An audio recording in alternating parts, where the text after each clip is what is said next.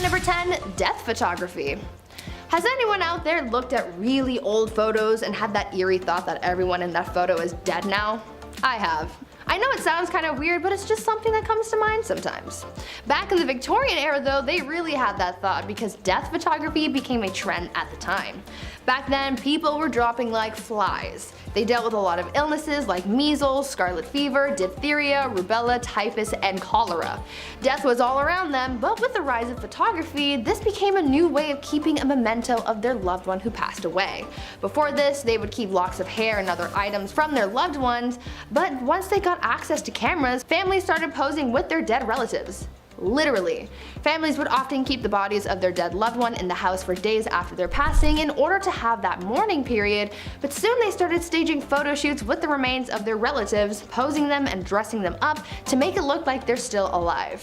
Family members would take pictures with the deceased to have one last family portrait before burying their loved one. It's kind of heartwarming in a way, but also really creepy. At number 9, emigration. During the Victorian era, there was unfortunately a lot of orphan children living in the streets of London. It became a pretty big problem because of the sheer amount of young people without homes or families. It was estimated that around 30,000 children were living on the streets in London in 1869. Soon a program was put into place to try and solve this issue, and people started rounding up these orphan kids and shipping them off elsewhere to work in some of the British colonies. Many of the kids who were shipped off ended up working as farmhands or as domestic servants. Though many children were shipped off to places like New Zealand and Australia, the majority of them went to Canada. About 80,000 of them actually. They were sent away with hopes that they would be able to live better lives, but unfortunately for many of those kids, they didn't end up having any better luck in compared to when they lived on the streets. This practice ended up becoming pretty controversial, as you can imagine. Before we carry on talking about the strange things that happened in the Victorian era, why not take a moment to leave a like on this video if you're enjoying it so far, and while you're at it, consider subscribing to the channel to see more videos like this one. At number 8, mental health. Back in the Victorian era, the study of the human brain and psyche was still relatively new, so no one really knew what was going on up in people's noggins. Mental asylums started to pop up, and people started getting diagnosed with mental problems even if the diagnosis wasn't accurate. The 3 labels that a patient could fall under were the manic, the melancholic, and those with dementia. The symptoms for those big 3 labels often varied, and people were admitted to asylums for some pretty messed up reasons. There was a list of common causes for mental illness that people referred to back then, and it included things like, quote, laziness, novel reading, superstition, an immoral life, and intemperance, as well as the act of self-pleasuring. For women, they could also be sent to asylums for some pretty ridiculous reasons, like imaginary female trouble, hysteria, rumor of husband murder, and even fits of desertion of husband. I am so glad things have changed since then. At number 7, grave robber. When you think of jobs back in the Victorian era, you might think of things like chimney sweeps and lawyers. But another relatively popular, though questionable profession was being a grave robber. Yes, people actually made a living off robbing graves. As people studied medicine, they needed cadavers to practice on, but there was a law saying that only the bodies of those who had been executed for a crime could be used as a cadaver, and since the laws changed to include less and less crimes having death penalties, soon people started running out of cadavers to practice on, and this gave way to the boom in the grave robbing industry. People could make a pretty penny for snatching bodies from cemeteries and selling them to medical professionals and students. Fresher bodies went for more money, and the grave robbers not only made money off the sale of the cadaver, but they also charged a fee, so they ended up with a little extra cash in their pockets. Eventually, the grave robbing business became such a big problem that cemeteries started installing watchtowers and guards to prevent people from getting away with the dead. At number 6, beauty. I've talked about this before in some past videos, but the Victorian era was famous for its strange beauty practices, so I just had to include it on this list. You're probably familiar with the makeup from the Victorian era. Women often painted their faces white to look as pale as possible, but even though they believed it made them look beautiful, it also did a lot of harm to their health. The white face paint that women would use was lead based, and as we all by now, lead makes you dead. But this white lead paint isn't the only thing that harmed people's skin. Women would also wash their faces with ammonia to make their skin look paler. At night, women would rub opium on their faces, and if they were really dedicated to their beauty regime, they would also ingest arsenic. They were literally poisoning themselves in the name of beauty. Women would also use mercury on their eyebrows and eyelashes and would use lemon juice or belladonna in their eyes, which could cause blindness in some people. Once again, I'm glad things have changed. At number 5, no divorce. Nowadays, divorce is quite common. All you have to do is sign a paper and you're done. But back in the Victorian era, before the Matrimonial Causes Act of 1857 allowed divorce, people had to find different ways of getting rid of their spouses. After all, just because there was no divorce doesn't mean that everyone was happy in their marriages. It turns out that in order to solve their problems and get rid of their spouse, people would just sell their wives, either in public or in private sales. Most of the time, a man would take his wife to the town square and just sell her off to a new man. According to some records, some women had the power to veto a sale, and sometimes it was for cash. Though I think the cheapest that a wife was ever sold for was a pint of beer. This wasn't necessarily bad for the woman, because if she was sold to someone else, things could sometimes work out and she could live a better life with a better spouse. And if she didn't, then she would just get sold again and get to try her luck with a new man. At number 4, food additives. These days, people are becoming more and more concerned with artificial additives in their food. All natural, organic, pesticide, and hormone-free food is becoming more and more popular, but back in the Victorian era, people were putting all kinds of additives in their noms, and a lot of it was really, really bad for you. Like, we're talking deadly. Chalk and alum were often added to bread dough to make it whiter, and sometimes pipe clay, plaster of Paris, or sawdust was added to the mix as well. Red lead was sometimes added to cheese, lead was added to cider, mustard, wine, sugars, and candies. Copper sulfates were used in preserving fruits, jams, and wine. Mercury was used in candies, and even ice cream was made using a water and chalk mixture.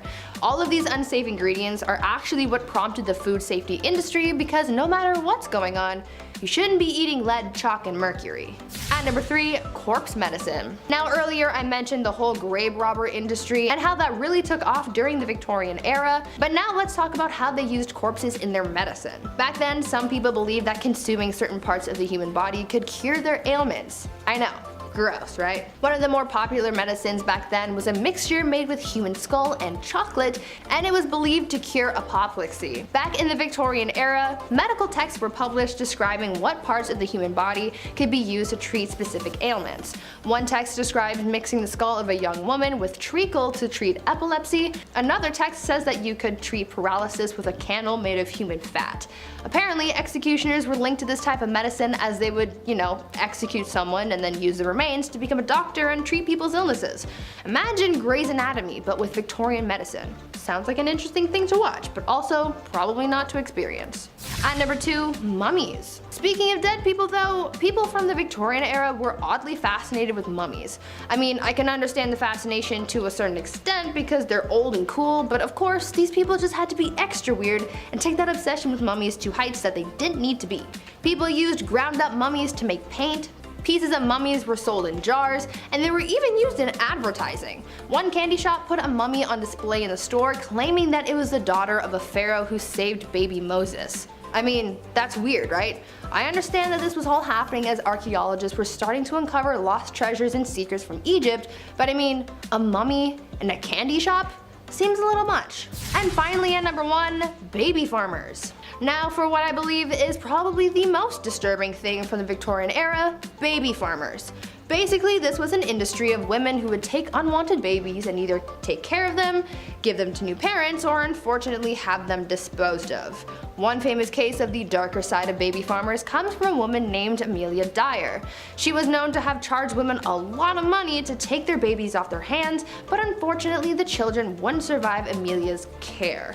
It is believed that Amelia was responsible for the passings of hundreds of babies, making her one of the biggest monsters of the Victorian era. Number 10. It's just a cold sore. The Victorian era is cool. The art, the fashion, and technology of the time, I think, are always fun to take a look at, especially since steampunk has its roots in the Victorian era, and who doesn't like steampunk? Come on, there's just a lot of cool steampunk stuff, and honestly, we haven't seen a lot of that in a long time. We need more. We need more. Something not so cool from that era, however, was what you could catch from another person should you decide to take up a bed with another person.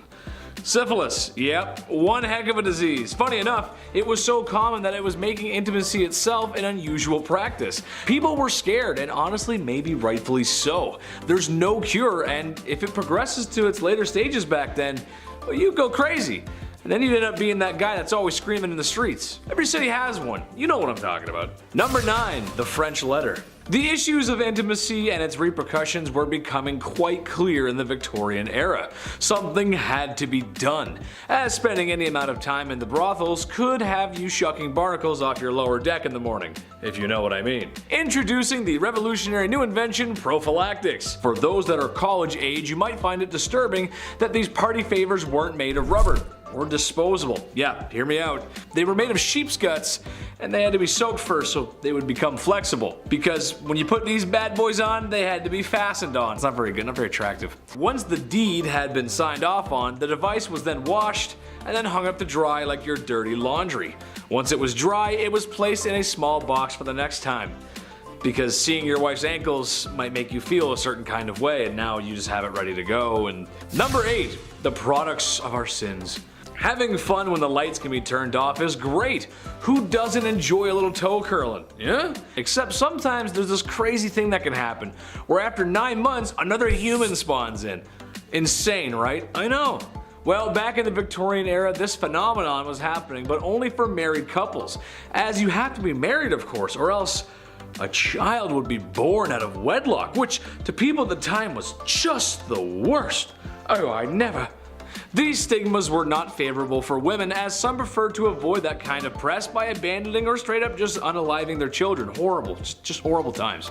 Just another one of those good old wholesome times in history where we were treating women with the utmost respect and decency. Very nice. We were actually not very nice. Number 7, diet. Bedroom misconduct was becoming a huge issue. Refer to number 9 and 10. While women did get most of the blame because, well, you know, history, men did get some of the blame. The issue of intimacy for men could be described as barbaric primal sense. So how do we curb this? How do we stop men from acting on these caveman urges, ooga booga? Well, simple really. Men just have to stop eating certain foods, as it was thought at the time that food had a link to the misconduct, or rather, the overabundance of bedroom-related issues, including mustard, pepper, rich gravy, beer, wine, cider, and tobacco. And if you weren't paying attention, that's basically the diet of every man in Victorian times. Not sure how a jar of finely prepped mustard would get you flustered, but okay, sure. The beer makes sense though, you know, have a few beers, and even the mop leaning over the corner looks pretty lonely, and boy, that mop has lovely hair. Number 6, job market. Ladies of the evening, women of the night. Women who make beds go bump in the night. They were everywhere in Victorian London, a lot. It's partially related to some of the points I previously mentioned. Now, I'm not here to say it's necessarily a bad thing. Personally, I don't think it is. As they say, it's the oldest profession in the book, with an estimated 80,000 women working in the night by the late 1890s. You'd have to be crazy to miss that. I mean, they were literally everywhere. With numbers like that, there's something for everyone and in varying price ranges, as they can be found in brothels or townhomes set up by the wealthy men for their mistresses, pretty much anywhere trouble likes to spawn. Even some artists took advantage of this by living with the gorgeous girls of the evening, as going behind closed doors with one was debatable, but becoming friends? Now that's a social transgression. Becoming friend, how dare you befriend the people of the night? Number 5, Jolly Lad. When people think about certain magazines that depict lewd imagery, you probably only think of Playboy. The bunny imagery was good marketing, honestly, just smart. But what if I told you the Hefmeister wasn't the first to publish such a magazine, or imagery? Back in the Victorian era, there was some saucy imagery being produced. The government had outlawed such indecency, but this only made the lewd picture industry move underground, where naturally it flourished, especially in major cities. And if you knew where to go and how to ask for one, you could purchase something from the hidden menu. Kind of like when you go to McDonald's. Yeah, there's a hidden menu there too. Google it and see for yourself. I'd repeat what my favorite one is, but I would be in trouble from the YouTube gods. And I've been treading on thin ice this whole video, so Number 4, the first counterculture. The 1960s were a very important time for many different people. Black Americans were fighting for their rights, music went from holding hands to strawberry fields, if you know what I'm saying, and everything that your parents told you just kind of felt wrong. If you grew up then, you know what I mean. I know people like to make fun of hippies, but there was some good ideas there. Well, in 1890s England, they were sort of having the same thing happen. Obviously, not as strong as a push as it was in the 60s, but still. Basically, after all the oppression towards bedroom relations, people began to open up. Not literally, just open up thinking wise. That's really gross, don't repeat that. There's only one way we all got here. Unless you're a test tube baby, of course. In that case, thank you for watching CT133576-2. To some historians, this makes sense. When you push and push for things to happen or ban, eventually people will push back, especially if it's something like bedroom time. Everybody likes a little bit of bedroom time. Valentine's Day wasn't too long ago. Remember that? It was good. It was fun. It was good fun. Number 3, Jack the Ripper. While the man's numbers don't compare to any of the other horrible people in history, he's unusual because of his brutality and the fact that he was never caught. Jack the Ripper was maybe the first modern serial unaliver. He haunted the streets of Victorian London and is responsible for claiming multiple women's lives, women of the evening to be exact, and they began to know the name Jack the Ripper. Now, we'll probably just have to show you pictures of Victorian London or maybe some B-roll of a shadowy figure because there ain't no way we can show the crime scenes. There's probably a dozen different theories on who done it. Some say it was multiple men using his name as an alias, some say it was Prince Albert, there's even some who suggest that he was a she, and which explains why women were so easy to go off with Jack. That actually kind of makes sense to me at least, and why no one really would be looking for a woman back then. Kind of makes sense. Anyway, be careful out there, ladies. Just be careful. Number 2, Queen Victoria. It seems old Blighty herself may have been a tad more promiscuous than you'd think a royal to be. Well, not with other men, but her husband, who in her diary claims to be the love of her life, which honestly is kind of sweet and romantic. That's nice. One thing that I find interesting, however, is that while lewd images were outlawed, the Queen may have commissioned a painting of herself that was quite risque for the time, to gift to her husband, of course. Hypocrisy much? I say lewd, but it was probably just in her loose-fitting clothes, with maybe like an ankle showing or something. Still, unusual behavior for the Queen. I'll remember that for next time, Blight. I'll remember that. Number 1, Prince Albert. If you've ever stepped foot into a tattoo parlor, then you might know where I'm going with this. Prince Albert, the husband of Queen Victoria, had some controversy circulating his name. One, because he shares a name with another Prince Albert who was speculated to be Jack the Ripper, but also because of a very unique piercing. Go ahead and take a guess where that piercing is. Yeah, I didn't think so. As a man, if your anatomy could be described by an internet comedian using moderately funny euphemisms, then the piercing would go through your German army helmet. That makes sense, right? The horror. The absolute horror. It's rumored that he had one of these piercings. Did he? I'm not sure. But if it means anything to you, Nicholas II had a tattoo, so it's not completely out of the realm of possibility. Number 10, no calling, no gifts. This is a time in history when men were told to be gentlemen and women told to be ladies. Naturally, that came with some weird social practices. For instance, women were discouraged from accepting gifts from men. Personally, I like to give my girlfriend flowers and chocolate. I'm a classic guy, what can I say? Can't go wrong with that. However, even if a handsome silver-tongued devil such as myself were to give some flowers and the finest dark chocolate a 7-Eleven has to offer, and a most promising woman were to accept said gifts, she may not be able to call me back. Literally because, well, the phone isn't exactly a thing yet, and also because that's something else women were just discouraged from doing. Call on a man? No way, Jose! Even if he is super nice and waiting for a genuine response. One etiquette guidebook from 1882 called any woman who calls on a man ill-bred and positively improper to do so. I like when people give me flowers and chocolate. Maybe call me sometimes, I'm a little lonely. Number 9, act like a lady. How dare ladies do anything unladylike? Ugh, said every man ever in the Victorian era. This is a time in history when ladies gotta be ladylike. That means makeup, corsets, and don't you dare do anything masculine. Oh, that's me angry. This is still a time when food isn't the greatest either, so imagine if you got an upset tummy at the dinner table. Happens to me a lot. You've got a handsome prince that your parents have arranged for you to marry. When you go to greet him, you do it with a simple gesture, as kneeling to curtsy could turn your linens a certain shade of embarrassment that 1800 stain cleaning technology could never wash away. You'd poop yourself. Where's Billy Mays when you need him, right? How dare a woman do such things as go number 2, or even worse, break wind? Oh, the nerve! That's just the way it went, folks. I don't make the rules.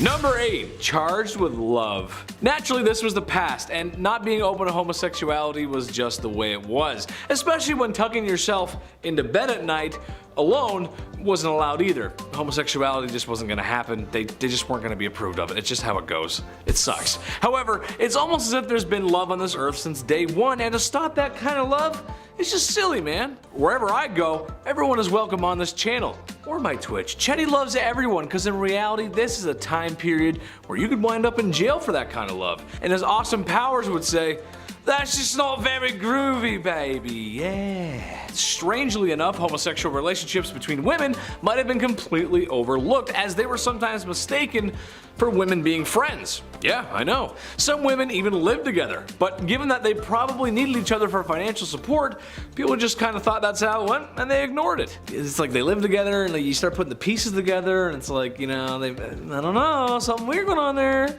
But love everybody, come on, be nice. Number 7, a good thing.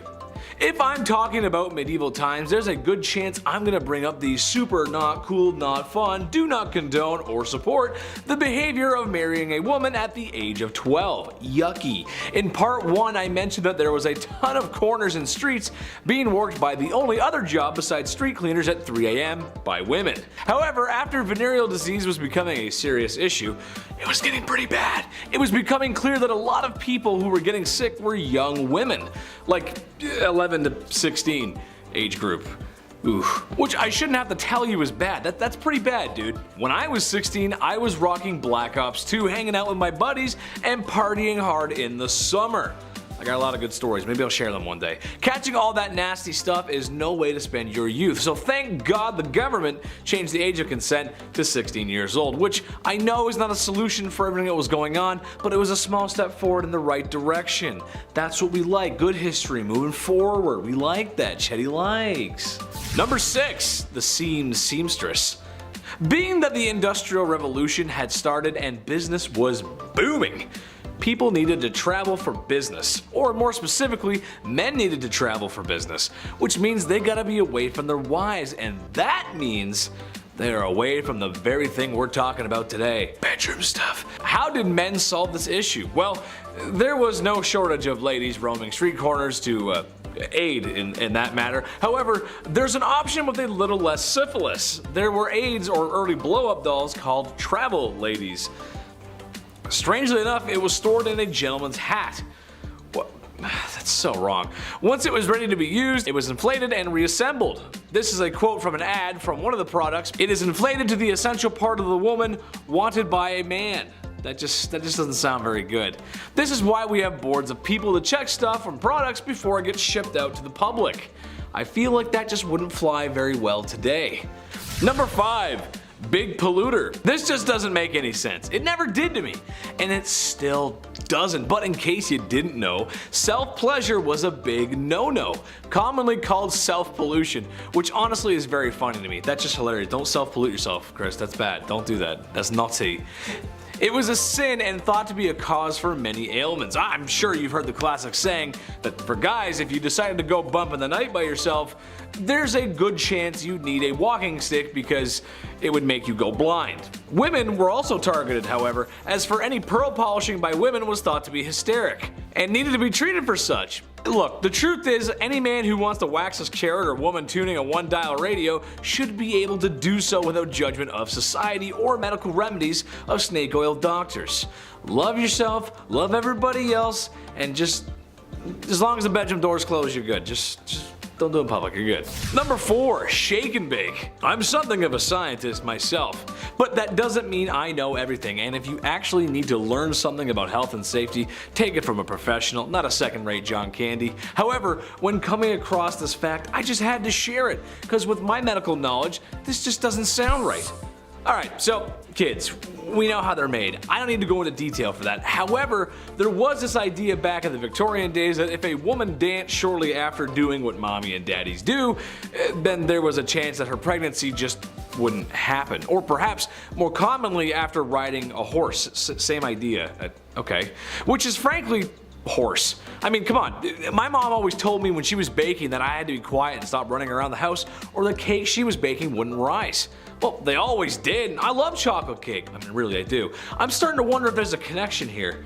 I was a rowdy kid. Number 3, the Kensington system. Poor Queen Victoria. I know this is kind of a stretch, but it relates back to the whole mistreating women thing. But basically it was something implemented in order to control the young royal, make her dependent on her mother, whom she was not allowed to be without. Basically modern day strict parents. Now, all the kids watching right now, or all the kids who've grown up, how well did that parenting work? Let us know in the comments. I'm willing to bet it created a little bit of a divide between parent and child. Am I right? That's exactly what happened with Queen Victoria. Shouldn't be surprised, really. Being a parent is tough. I get that, but squeeze too hard and the sand falls through the cracks of your hand. Victoria wasn't even allowed an hour to herself, and I don't care who you are, no matter how charismatic or bubbly. Everybody needs some alone time. Number 2, a healthy breakfast. Okay, not Victorian London, but this is just too funny not to mention, and it's around the same time period, very close. As the great minds of the time thought, self-pollution was a big no-no, and the reason for these urges was often related to food. Some thought eating meat would make you down bad, so a man named John Harvey Kellogg, you might have heard of him, aimed to cure the sickness of self-love. What if a man had a delicious, nutritious meal to eat, especially at the start of his day? Cornflakes by Kellogg's, the very same cereal that's probably sitting on top of your fridge, yeah, was partially originally designed to stop you from feeling those carnal urges. Now, not sure if that works. I mean, go ahead and tell me how you feel after eating a bowl of that. I had one this morning. I feel fine. I don't feel any different at all. I mean, I'm just, well, not really feeling the same about Pam Anderson anymore though. Number 1, rising action. This could get some married couples into some trouble if they're watching, so sorry. It's gonna be hard to talk about this without saying it because YouTube will send a stern letter if I do, but here it goes. The deed was not considered done unless both parties had signed off on it, had their toes curled, reaching the peak, your magnum opus, the way I feel when I eat at McDonald's, DEFCON 1, or simply mispronouncing organisms in health class. I feel like once you're involved, and to me that's a done deal. You can't really reverse it from that point on, regardless of any of my euphemisms, but that's what they thought. They thought if you both didn't climb that mountain together, it didn't happen. Cause science. Number 10, bottomless undies. I think I speak for everyone when I say that putting on a clean, fresh pair of underwear is a nice feeling. Gone is the brown underwear that was once white of yesterday, replaced with fresh, loving linen of today. Now, if you're also like me, then you probably have some underwear with holes in it. I'll throw them out eventually. I'll get around to it. Just wear them a few more times first and then I'll get rid of them. But did you know that some ladies' underwear in the Victorian era had no bottoms? Yeah. Part of the many layers of clothing that women were wearing back then, their underwear had no bottoms, which to me is the whole point of wearing bloomers in the first place. You gotta keep your business warm and packed away. I just don't understand what the point of having it all hang out is. That's just stupid. I don't know. Number 9, no razors. There's a joke about the 70s, George W. Bush, and garden hedges here, but I'm gonna let you fill in the blanks. Basically, this is a time in history where you cannot hop in the whip and drive on over to your local hair razor dealership because there ain't no whips and there ain't no CVS. Or Shoppers Drug Mart if you're Canadian. Today you can buy disposable razors pretty much anywhere and there's multiple models for doing so. When things get hairy, you got options. Women in the Victorian era were not so lucky. They had to go for the natural look. Now, not there's anything wrong with that, it's just I feel like a girl's gotta have her options. She gotta be able to, do her own thing. Why not? Number 8. The dirty Thames. When you think of Victorian England and the people, there's only really 2 classes, the wealthy and the ones who are broke and sound like they're from Peaky Blinders, love. Yeah, that's right. However, even for women of high esteem with their bottomless undies and lady maidens growing a flush, the streets of Victorian London weren't very bourgeois, to say the least. Muddy dirt roads, thieves, beggars, and a really bad smell. It just didn't smell very nice. Oh, and also a really scary guy, but we'll get to that in part 1. But perhaps the most disgusting was the Thames River, which after years of treating it the same way Brendan Fraser was treated after the Mummy franchise was over, it wasn't a good look. It was full of filth, sewage, garbage, and animal cadavers, so much so that it was said you could walk across the river on top of them. That is no place for a lady to be. Ooh. Number 7, calf ear appetizers. This one goes out to all the folks who like their steak well done, as this may be too much to stomach. Given the way food was prepped and handled back then, I would agree with most folks that cooking the devil out of your meat was probably just the safer bet. Sucks for me because I like my steak rare as you can make it. Blue, almost, honestly. I love it like that. I am also willing to bet that most of you folks who like your steak well done aren't a big fan of fat and gristle. I also love fat and gristle. I just like meat, what can I say? What I'm getting to is calf ear appetizers. Yes, cooked calf ears, which I'm pretty sure are just like pure cartilage. Higher class women could often find themselves at parties where they would serve up this chewy delight. You'd probably just be chewing on that for a while. I feel like most people wouldn't like that. Is Chris a cartilage guy? I don't know, we'll see. Number 6, hand cleavage. This goes for every inch of the skin, really, but women had to cover up back then. That means no ankles, neck, or God forbid a wrist. If a man saw a wrist, they would act, ooh. Well, I don't know if they were that down bad, but women of higher esteem wore gloves. There's etiquette to gloves. It was all part of the culture, which means only women with dosh could practice such glove etiquette. I say no woman should have to cover up. She should wear whatever the heck she wants when the heck she wants to. However, with the gloves, I believe there's a separate issue. I have an issue being a big dude with asthma. I sweat a lot more than the average folk. It just sucks, but if I was a fair lady with those gloves on, well, I might want to leave them on. Wouldn't want to ruin anyone's appetites for calf ear appetizers because the smell and the sweat, it just, it'd be gross, Number 5, dresses too big. This is something I'm glad isn't a thing anymore. I'm not a person who likes to dress up. I'm a simple dude. Casual and comfortable is my forte. However uncomfortable wearing suits is, I like to think I clean up well. And I understand sometimes you gotta wear drip. It's just how life goes. Sometimes you gotta dress up. I just don't think people should be showing up to any formal events in cowboy boots and a popped collar shirt. I've known a few of those people. But what I'm really talking about here is the obtuse size of women's dresses and just the whole culture of women's fashion back then. It's just crazy. Large and overbearing dresses with enough material to use as blankets when you sleep.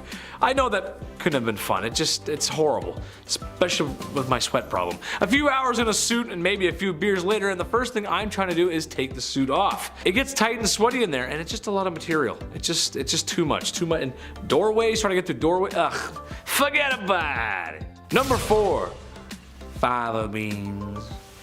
Well, after all that sweating and being around all that foulness, ladies needed to detox. How about a nice face mask made of beef? Yes, that's right.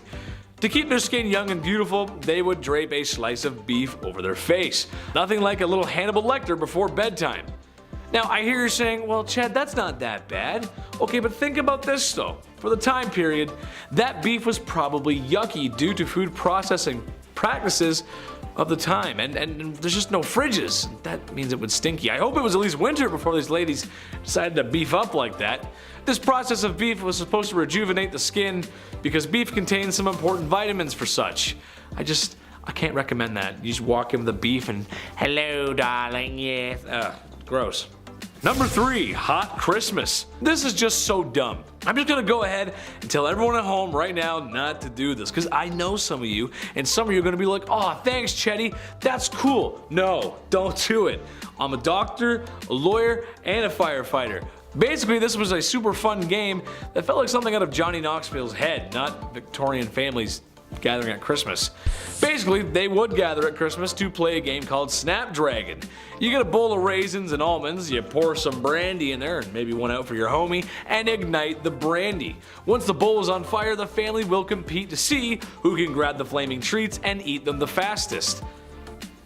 Okay, second-degree burns are not how I want to spend my holiday season, and also, in a time before smoke alarms and a modern fire service, this sounds like a really bad time. Grandpa could lose it out of his hands. Drapes catch fire, the house burns down, probably the whole neighborhood. Just a bad idea. Also, I hate raisins, so setting them on fire? Yeah, I'm out. I don't like raisins. They're gross, dude. I don't like them. Number 2, crypt pics. Look, it's a part of life. It happens. You live, you love, and depending on how much your wife likes interior design, you probably have a sign hanging up like that in your home somewhere that says something like that. You know what I'm talking about. And after spending all that time in HomeSense, it's all over. Fade to black, cease to exist, the forever box. There's a whole process and respect in the undertaking business. The Victorian era had a strange tradition, however. How about taking photographs with the body of a family member who has recently passed on? Yeah, that's right, I know. I couldn't believe it, really. People would sit there for minutes taking photos of those who are no longer with us because the process of taking photos was not great. This isn't the digital age, after all. This is something that the crypt keeper would make you do. Keep them in the album or something. Just not for your everyday family, man. That's just weird. Yes, now we're going to take photos. Like, that's just weird, you know? It's just weird. It's weird. Number 1, Jack the Ripper. Listen, the women of Victorian London feared this guy. And how can you blame them? A terror that seemed to come from nowhere and could strike from anywhere. Humans unaliving other humans is nothing new, and it probably won't be old. It won't get old soon. This is what we do. It's kind of our thing. But this was the first modern serial unaliver. Jack the Ripper's identity has never been found. It's only been speculated, and some studies suggest that it has been revealed, but it's really hard to pinpoint something that happened that long ago. He was nasty and the crimes were awful. The photographs of the crime scene do not exactly follow today's media rules or decency, as it's really just horrible and it's just really messy and bloody and just gross. It's kind of hard to talk about this era without Jack the Ripper. Women should feel safe at night no matter what era it is. That's right, ladies, I'm on your side. Number 10, Boy Jones. What's more intimate than a stalker? Am I right, ladies? If there's one thing women have loved throughout history, it's having every second of their privacy being watched by some creepy man, right? No. I can only imagine it's been worse since the dawn of smartphones and social media. That must be horrible. Well, as it turns out, there were some real creepwads in the Victorian era too. The Boy Jones was a stalker of Queen Victoria who on multiple occasions snuck his way into Buckingham Palace, one time escaping with a pair of the Queen's underwear. What? Arrested multiple times but still somehow found his way back to the palace. But what they should have done was swap the Queen's underwear for a pair of mine after a shift in the garden center I used to work at. Oh yeah, nobody's coming for you after sniffing those bad boys. Oh! Number 9, graceful words. This was a time when ladies were supposed to be ladies, and that means manners are on the table and elbows are off. Dresses were worn to not show ankles, God forbid an ankle or wrist bust out. I think more importantly, however, or rather unusual that is that women were expected to talk a certain way. Good evening, Mr. Burrows. You must excuse my tardiness. There was a dreadful man screaming at me because my ankles were shown whilst mounting my carriage. Your what was showing, love? Oh, you hurdle. I can't believe it. Excuse me. I must be someone else. I don't need to tell you guys how ridiculous that is. I say fly out the handle, ladies. Wear what you want, do what you want. Number 8, shots. Not the kind I like. Well, I don't know about you guys, but nothing ruins the mood for me and my lady like being fired upon. Yikes. I'd like to stay the night, kid, but the automatic gunfire coming from outside is starting to get to me. See? All gangster impressions aside, things must have been that way for poor Queen Victoria as she was shot in her carriage in 1840. A young man fired 2 shots at her carriage. More attacks would actually follow in the coming years. It's kind of hard to feel that certain kind of way after bullets go grazing past your pretty face. The worst thing that ever happened to my generation was making sure nobody was home when you were studying with your boyfriend. I was too busy playing Call of Duty, but at least I never got actually shot at. You know what I mean? That's just a good thing. Number 7, expectations. Alright, this one goes out to all the married ladies in the audience. Hello, how are you? I'm doing great, thanks for asking. I'm curious as to why you got married and what your expectations were. Did you marry your high school sweetheart and live happily ever after? Maybe you had a shotgun wedding and after one night at the saloon. Maybe you just really wanted to find a nice man and settle down, start a family, be a mother. I think any of those options are great, so as long as you have options. In Victorian England, you were expected to do the latter. Women were expected to get married and have kids, and that's about it really. My question is, why were ankles and wrists an issue but giving birth isn't? What I mean is it's kind of a compromising position to be in. All I'm asking is that the girls get treated fairly and given choices and be allowed to show some ankle. It doesn't make any sense. You can look at her business down there but you can't show an ankle? That doesn't make any sense. I'm a magician. Number 6, double standard. Divorce sucks. It's no fun. The person you once loved and cherished is now the villain in your story. I love McDonald's and I don't ever want them to be the villain in my story. I love you guys. Gotta get those Happy Meals. Divorce is something that isn't new. Honestly, it was probably invented the second after marriage was. In Victorian times, men had the right to divorce their wife if they had committed adultery. Women could not. Well, if you refer to my last part, you know that men were doing more than a little window shopping when it came to women. When men left town for business, they would have hired the services of a woman who patrol the streets at night. No, I'm not talking about Batwoman either. So men can divorce women if they dare to do what they did on a regular basis. Yeah, that's totally fair. That's good. Equal. Absolutely. Yeah. Number 5. Emo girl. All the forever alone people, raise your hand. Let me hear you roar XD. I like to joke around a lot and say I'm a lawyer, a firefighter, and the cutest guy on the whole wide internet. But if there's one thing I know, it's people. I like people. I love them. I spend a lot of time with them, and after hearing this, I've come to the conclusion that this is where the emo girls come from. I figured it all out. It's down to a science. I'm a scientist now. Do you ever get that feeling in your tummy on Valentine's Day because you know it's going to be another one alone? And you'll be forced to be on your own, and that means sad music and crying in your room.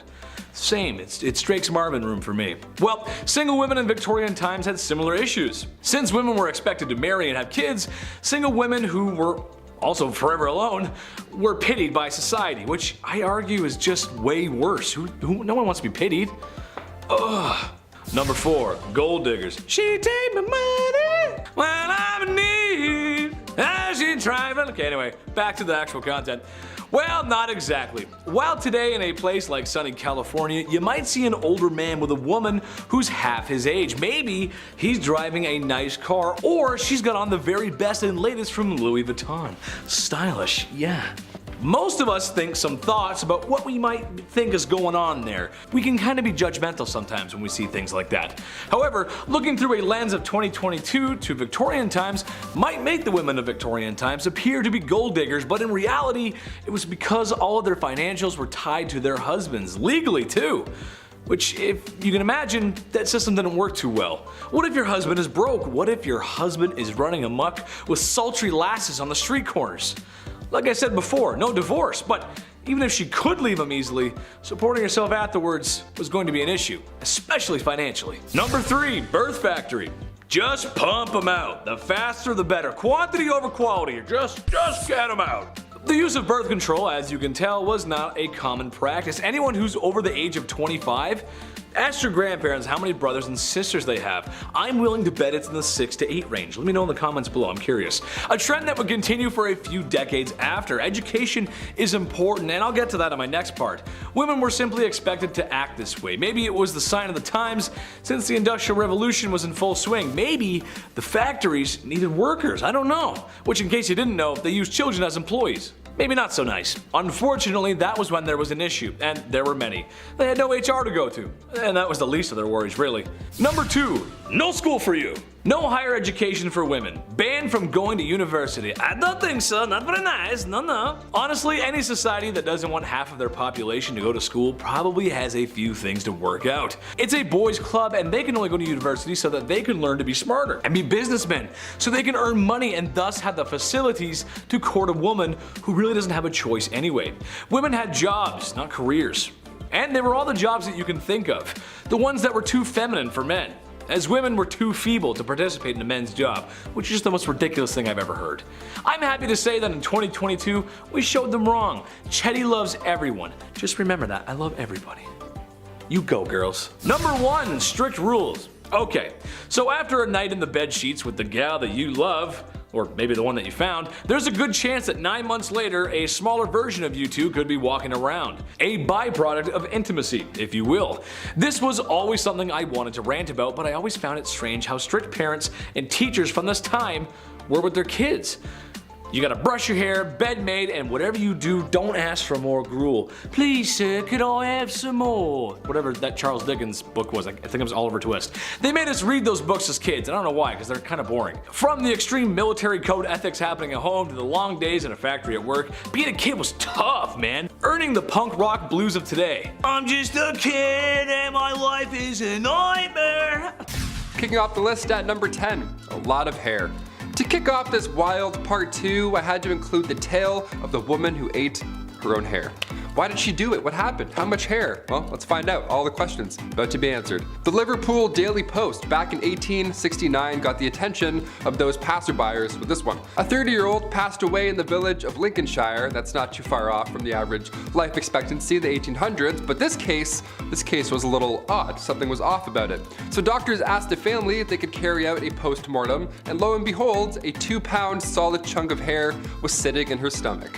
It caused ulcerations of the stomach and ultimately caused her death. What a horrible way to go out. The woman's sister didn't know that over the last dozen years or so, she had been casually eating her own hair, just one piece every now and then. Ultimately, it added up. If you know anybody that's eating their own hair, pass this on. Send them this video. This sounds rather uncomfortable. Number 9, cat attack. If I have to pick, I would say I'm 100% a dog guy. Cats are cool, don't get me wrong, but this next story freaks me out a bit. Also, I had a cat once and I pulled its tail on it. Hissed at me and scratched me and scared the life out of me. So, dogs for sure.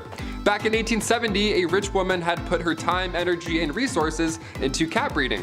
What a fun little hobby and lifestyle. She had tons of cats, she loved them all equally, and they loved her.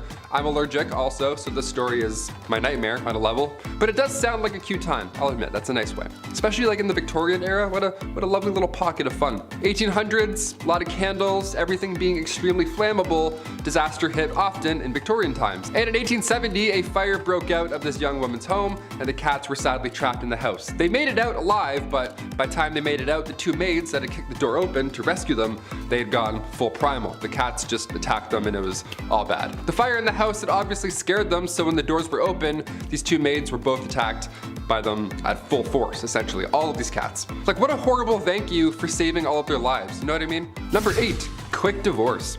Let's just say the love thing isn't working out, okay? It happens, people change, but now what? Say it's the Victorian era, but divorce in England isn't allowed until 1857, and it's 1856. So now what are we gonna do? Well, considering what list we're on and which part it is, it's pretty wildly unfair. If you were the wife, you were getting sold in this scenario. How horrible is that? Wife sellers, they were a thing. That was a legitimate business. How horrible. Yeah, you were getting sold if you were the wife. How horrible is that? Wife sellers was a legitimate business. There were auctions. Public auctions would be done. You would watch people bid on marrying your wife. At like noon, middle of the day, people are walking by like, oh, do I have any change? Hang on. This is insane. One real sale that happened in 1862 was in Selby. The asking price was a beer. The asking price for this person's wife was 1 pint. Sold, just like that. That's crazy. Sold, drank, now I'm married. That's insane. Other times, most of the time, it was a rather expensive exchange. I feel like there are plenty of cases where this would honestly be the ideal scenario. Just get it done in one day, whatever. Peace. See you again. Bye. You're the worst. Number 7, the Great Famine. We're gonna lean out of wife selling for a hot minute and include the boys for this one. Yeah, come on back in, you're all guilty. The Great Famine took out everybody, not just Victorian women, of course. Back in 1845, potato crop that a lot of the Irish population was relying on was no longer available all of a sudden. A group of microorganisms just wiped them out, just like that, and in result, around 1 million folks died or had to leave. It was draconian law and British ruling that made the exported food hard to reach people that really needed it. So this famine led to Irish independence and anti-union movements. Little fun bit of history I had to include in this one. Number 6, the Brooklyn Theater Stampede. And we're back to absolute horribleness. Here we go. I love the theater. When the pandemic shut down plays, I actually felt pretty sad. I like sitting in full rooms watching a guy in a fake wig monologue about Mozart. Like, that's my ideal Saturday night. That's the best. I don't want that to not be a thing anymore. I love theater. But today we have an obnoxious amount of distractions that can take you out of the experience. Guy's texting, fighting his ex-girlfriend 2 rows ahead of me. I'm trying to watch Joseph and the Amazing Technicolor Dreamcoat. And I'm like, man, it's not the same anymore. Theater's not the same anymore. Turn off your phone. Throw a tomato at him. It can be distracting. Exit signs can also be pretty distracting. But we need them.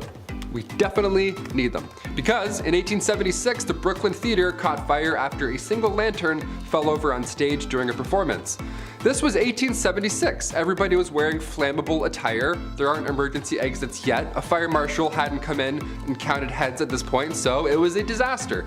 278 people lost their lives. A monument was put up after the incident. It shook the town. It was absolutely horrible. I read about this and I was like, that's Horrible. We got included in. This is a horrible list. Number 5, the hobble skirt. Yeah, so when people can't get out of burning theaters, it's stuff like this to blame. Just from this 1910 headline alone, I'm glad we don't have hobble skirts anymore. The June 12, 1910 headline reads, "The hobble skirt is the latest freak in women's fashions." The latest freak. Skirts that are so tight around the ankle that locomotion is seriously impeded and speed is impossible. Nice. I'll take 2, debit. Doesn't that sound like a bad time? Why would anyone want this? Sounds like you're gonna be late for everything. French designer Paul Poirier made these to free the bust, to free the, have a lot of room in here, whilst shackling the legs. So you in turn you can't move. Just what you need to move around uneven stone roads, I guess.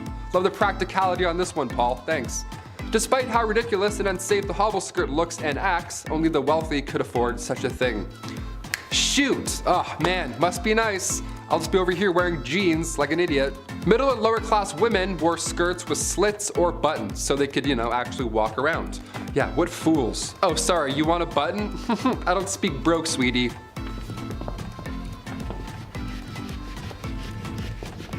Number 4, lead-based. When I started here at the studio a year and a half ago, maybe 2 years, I was like, okay, I gotta put on face cream maybe. A lot of lights, a lot of HD. Time to get rid of these bags under my eyes finally. I don't know, maybe drink some water. See what happens. Finding a skincare routine of any sorts is easy now, dare I say. The lovely World Wide Web has our back. You can learn how to draw your eyebrows on while listening to true crime. It's wonderful where we are today. But the cosmetic game, back in the 18th century, not great.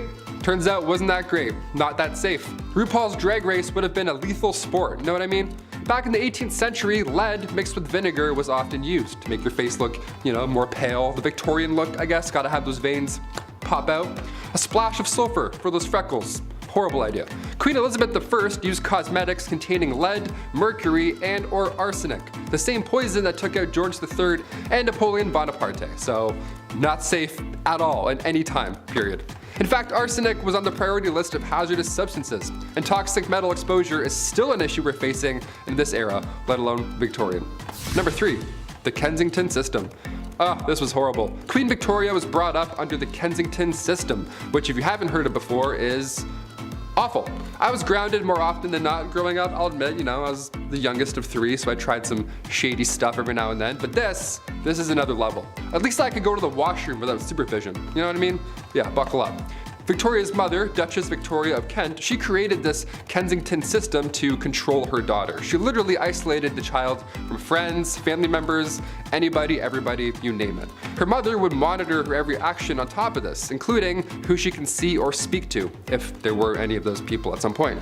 Victoria only had 2 playmates growing up her entire life. She had her half-sister, Princess Feodora of Lenigan, and then the Duchess attendant, Sir John Conroy, his daughter, Victoria. I mean, I had like 4 friends growing up, maybe 5.5, but this is just cruel. This is just unfair. Especially with a royalty too, you'd think you can have more things. No, less.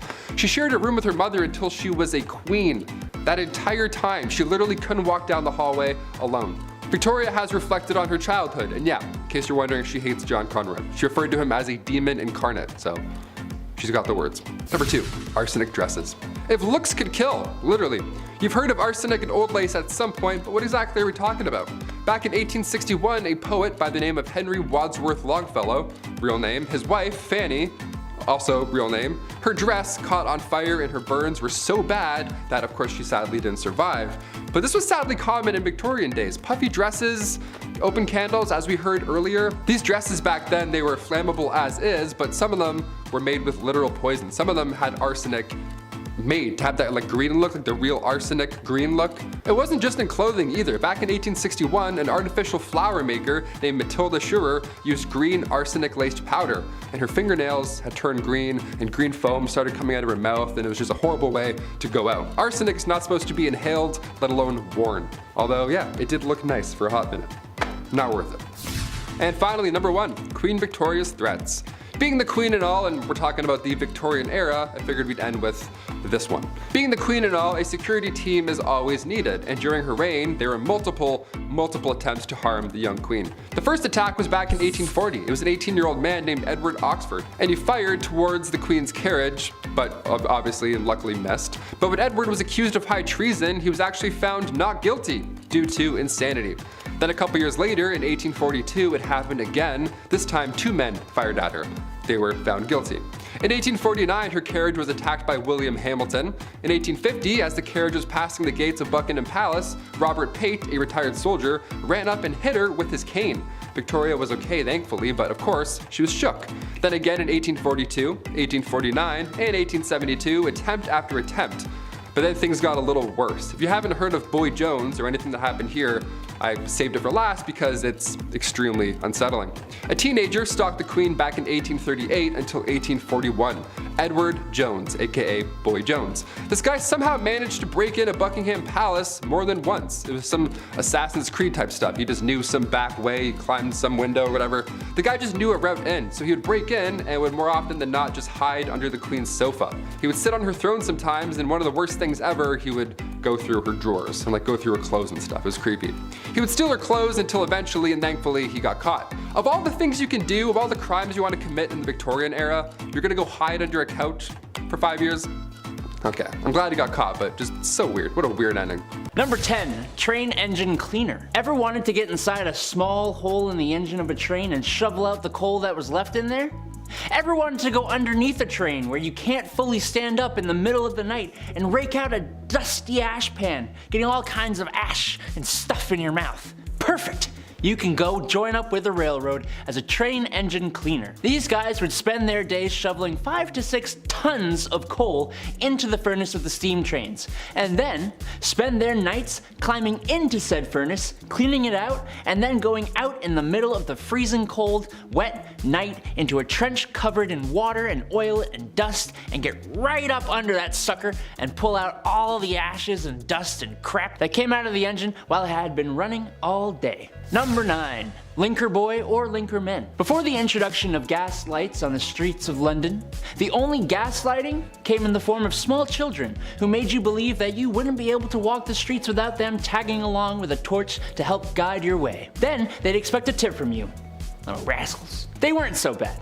They were generally pretty helpful in getting you from point A to point B while being able to see one foot in front of the other. And their charge was usually just 1 farthing, or the equivalent of a quarter. The linker boy, like a lot of the jobs on this list, was actually featured in a lot of art and literature from the time, and there were even some rather infamous ones, like Lawrence Casey, who was the personal linker boy for the courtesan Betty Careless. Oi! Where you going, mate? You forgot to like and subscribe to the channel. Oh, and while I've got your attention, why not take a little peek over at our Facebook, where you'll find behind the scenes content. Get on with it! Alright, bloody hell. Number 8, knock her up. No, not like that. God. Look, I despise my alarm clock. It wakes me out of my deeply deserved beauty sleep at 6 a.m. every weekday morning. Now take the alarm clock and assign that job to a real person.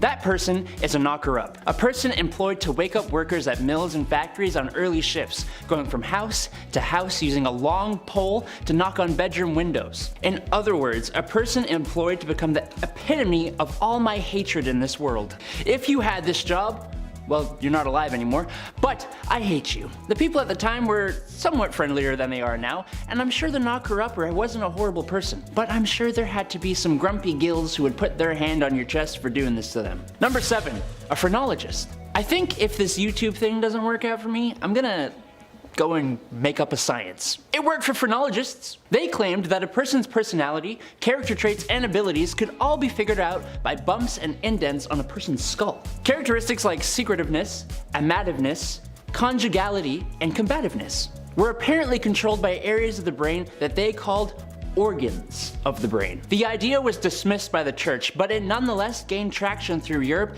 and was really popular in the States. The idea that you could modify these organs through self-control and practice sounded really good to self-help gurus at the time, if only it was real. Number 6, a dog whipper. Looking for someone who absolutely despises dogs and doesn't mind being despised by the rest of us. Otherwise known as a dog whipper. Back in the day, huntsmen would often hunt foxes and nail their tails to church doors, which would attract dogs of the streets. You'd also have churchgoers who would bring their dogs with them to church. These dogs were not allowed in though, so they'd all have to wait outside. You know how dogs are though. They didn't just sit there waiting patiently. I'm sure some good boys and girls did, but more often than not they'd be playing and sometimes fighting, disrupting the church services. Enter the dog whipper, who was armed with tongs to grab a dog and remove it from the church grounds, and a whip that would be used on the loudest of the poor pooches. Number 5. A rat catcher. I know this will make a few of you out there squirm in your seats. Rats in Victorian England were a massive problem. They were everywhere. Every nook and cranny of your house, from the basement to the pipes. There was even an account of them spilling over from royal parks. So of course, where there is a problem, there is a job. Rat catchers were pretty famous throughout the Victorian era and were highly praised in society, but the job wasn't too glamorous. You'd be going into the dark, dirty places where rats would make their homes and catching and often killing thousands of rats a year. Often rat catchers would use other animals like dogs and ferrets to help them hunt down the rats too. I don't know though, gonna be me. Number 4, an upright worker. Upright workers, otherwise known as chimney sweeps, actually started off being children as young as the age of 4. The smaller size of the little kiddos was perfect for fitting inside and climbing up and down chimneys. The little suckers would rub their elbows and knees up against the brick of the chimney so much that they would be scraped raw before callousing. Isn't that lovely? No, it's not. It's horrible. Some children were deliberately underfed to keep them small enough to do the job. Some of them would get permanent lung damage from the dust and smut and smoke from the chimney. Some kids even got stuck in the chimneys. Thank the Lord they eventually passed a law that would make it illegal for anyone under the age of 21 to be a chimney sweep. But even then, 'tis not a profession many would like to have. Number 3, matchstick makers. The idea of a lighter wasn't really a big thing in the Victorian era. They definitely existed, as the first one was invented in 1823, but it was not exactly a portable thing. So matches were your match. The first match was invented in 1805, but it sucked. The first friction-activated match came about in 1826, and they were made with white phosphorus, which is extremely toxic. But they didn't have machines to make these matches. No, it was actually mainly done by teenage girls. And in the worst of conditions too. Forget protective gear. Oh, you want to take your lunch break away from the highly toxic white phosphorus? Oh no. That's right. These girls would have to eat their lunch at their workstations, meaning they would end up ingesting the white phosphorus. Yes, my favorite seasoning. Number 2. Resurrectionists. Back in the day, medical schools who wished to study the human body only really had access to the bodies of criminals who had hit the end of the line. There actually weren't too many of these bodies around, which led to a good price for bodies that were in reasonably good condition, other than being deceased. This wasn't exactly the greatest idea, as now you've created an opportunity for people with no morals or empathy to go and dig up fresh graves, becoming resurrectionists. A cool name for an absolutely god-awful profession, if you could call it that. The problem was bad enough that people would actually guard the graves of their recently deceased loved ones. No one should have to do that. Number 1, night soil man. Alright, if you need me, I'll be depositing my night soil over in the toilet. Poop. Night soil is poop. And the night soilman? Well, you see, before we had real sewer systems, the night soil you deposited at home would go into a lovely hole in the ground. As you can imagine, these would tend to fill up over time, and that's when you have your night soilman come in. Yes, his job was to clear out the poop deposits from houses and cart it away in the middle of the night so nobody in polite society would have to see it. But they were always in business, so that makes the job a little less crappy. Kicking off the list at number 10, smoky behind. When somebody tells you that you're just blowing smoke, it means that you're lying, okay? You've now been given exaggerated information of sorts. Well, back in the 18th century, they literally had to blow tobacco smoke at your behind. Yeah, weirdest work break ever, I'd say. So why did we perform magician enemas back in the day? What was the deal here? Well, tobacco smoke enemas were used to treat quite a few symptoms, or they thought so, including a common cold. These enemas came in these fancy kits with a fancy rubber tube. It was all fancy because it was an honest medical practice at the time. It was done by legit medical practitioners. This is the funniest part. The idea was that the tobacco smoke could warm up a soon-to-be deceased body. The nicotine would stimulate your adrenal glands, jolting you back into good health. The best health, might we say. And the way they would do it in the mid-1800s was by just blowing smoke and just waiting, seeing what happened. We're figuratively and literally blowing smoke. That's the origin of that saying. Fun fact there. Imagine doing that today. Like, I think I dislocated my shoulder. What do I do? He's like, one sec. Number 9, alarm clocks. While the medical world was one threat in Victorian times, apparently so was the technological side. Who knew? We obviously didn't have reliable alarm clocks back in the 1800s, obviously, but we did have jobs. So in order to get up on time, lamplighters or knockers would come by and tip you off.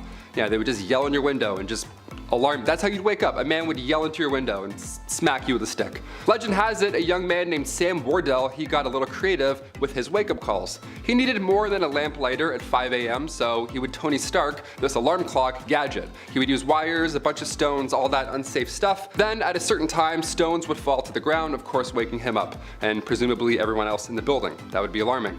Well, Christmas Eve 1885, tragedy unfolded. A few friends had come over for a holiday visit, so Sam had to move some furniture around, rightfully so, to make room for, windmills and breakdancing, whatever they did in Victorian Christmas times. The next morning, he forgot to put things back in the small apartment, and the obvious happened. The rocks then fell on him while he was asleep. Yeah, that probably doesn't feel too good. I thought iPhone alarms were jarring. I take back everything I've ever said. Number 8, relaxative. Okay, so right off the bat, the Victorian era was a little messy. I'm sure you've gathered this by now here on BumbleBee. But these messy new illnesses were putting lots of pressure on medical practitioners, so they were desperate for these new treatments. We laugh at Victorian medical treatments, but they tried, okay? They at least tried. They also achieved many medical breakthroughs as well. But when it comes to handling chickenpox in the Victorian era, well, that wasn't one of them. That was not our finest hour. Chickenpox in the Victorian era was being treated by using laxatives. Yeah, let that sink in for a moment. I have chickenpox. What should I do? Well, try some laxatives. Yeah, folks would slam some castor oil and then, ready for this? They would get even more sick.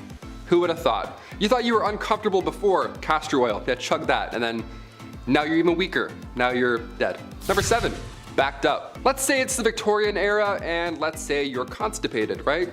It happens, Well, bad ideas will most likely follow, if you didn't already guess that. According to Merck's 1899 medical manual, small amounts of strychnine were prescribed to those who were constipated. Yeah, the strychnos nux vomica was thought to better the gastric functions. Even a small amount of this stuff would attack your respiratory system. You'd contract, you convulse, it's horrible. It'd be a painful way to go out. It's much, much worse than being constipated. Any day. I would much rather be constipated than any type of strychnine. Are you kidding me? Number 6, leeches. I grew up with hearing problems. I've been around the block with earaches, ear infections. I had ear tubes numerous times, all that jazz. So I feel really bad for the folks in this next one, okay? I hear you. Pun intended. In the Victorian era, medical practitioners would say to use leeches for your ear infections. That's the number 1 trick they don't want you to know. There it is. Once they're attached to you, the idea was that they could numb pain while at the same time providing proteins and peptides to its host. So on paper, again, the idea made sense. But the science didn't quite follow, did it? It wasn't entirely hopeless though. Recently in 2004, the FDA reintroduced leeches to the medical world, because their bite can break up blood clots and induce blood flow. So it's not entirely hopeless. We talked about leech collectors on this channel before, so of course we have to talk about more of the science that they were hoping to achieve with it, right? Also, I worked at a retirement home when I was 16. I thought that job sucked. Imagine being a leech collector? No way. Number 5, cat attacks. If I had to pick, I would of course say I'm 100% a dog person. I grew up with 2 cats, I'm allergic. I grew up with 2 dogs, not allergic. Dog guy all the way, sorry. Cats are cool, but this next story just totally freaked me out. Back in 1870, this rich woman had put her time, energy, and resources into cat breeding. How lovely is that? She had tons of cats, she loved all of them, and they loved her. Again, I'm allergic, so I'm already sneezing just reading about this story. It was the 1800s, okay? A lot of candles, everything was obviously extremely flammable, and disaster hit often in Victorian times. And in 1870, a fire broke out at this young woman's home. The cats were trapped inside the house. Now, they made it outside, don't freak out or anything, they all made it out, but by the time the 2 maids had kicked the door open to rescue said cats, they had gone full primal. They were afraid, they were freaking out, they were just scratching their way out through anyone and everything. The fire in the house had obviously scared them, so when the doors were open, these 2 maids were both sadly attacked by all of these cats. What a horrible thank you for saving all of their lives. I pulled my cat's tail when I was younger. I learned real quick, never to do that ever again. Number 4, hiccups. Today we have many cures for hiccups. Yeah, you gotta get scared or hold your breath or drink water like while you're doing a handstand. I don't know, everyone's got weird ideas, whatever. But nothing was as dangerous as the Victorian era hiccup cure. Yeah, ready for this one? Don't try it. This one's scarier than a jump scare, that's for sure. In 1899, again in the good old Merck medical manual, it recommended using chloroform to cure your hiccups. Yeah, just completely damage your entire nervous system and poison your kidneys, for sure. To get rid of hiccups, that's way better. This 19th century anesthetic was not a solution. Never try this. Continue scaring your family and friends. That's definitely the way we handle hiccups now. Number 3, tapeworms. Back in the Victorian times, they really figured out the trick to weight loss. Yeah, was it watching what you eat, maybe counting your steps, maybe getting a gym membership, something like that? Nope, and no way. No, it was way easier than all those things combined. Can you believe that? And you didn't even have to pull back on how much you were consuming. Doesn't this sound fascinating? What is this? Well, all you needed was a handy tapeworm. Yep, I don't have one. I don't know why I pointed. That'd be gross if I had one.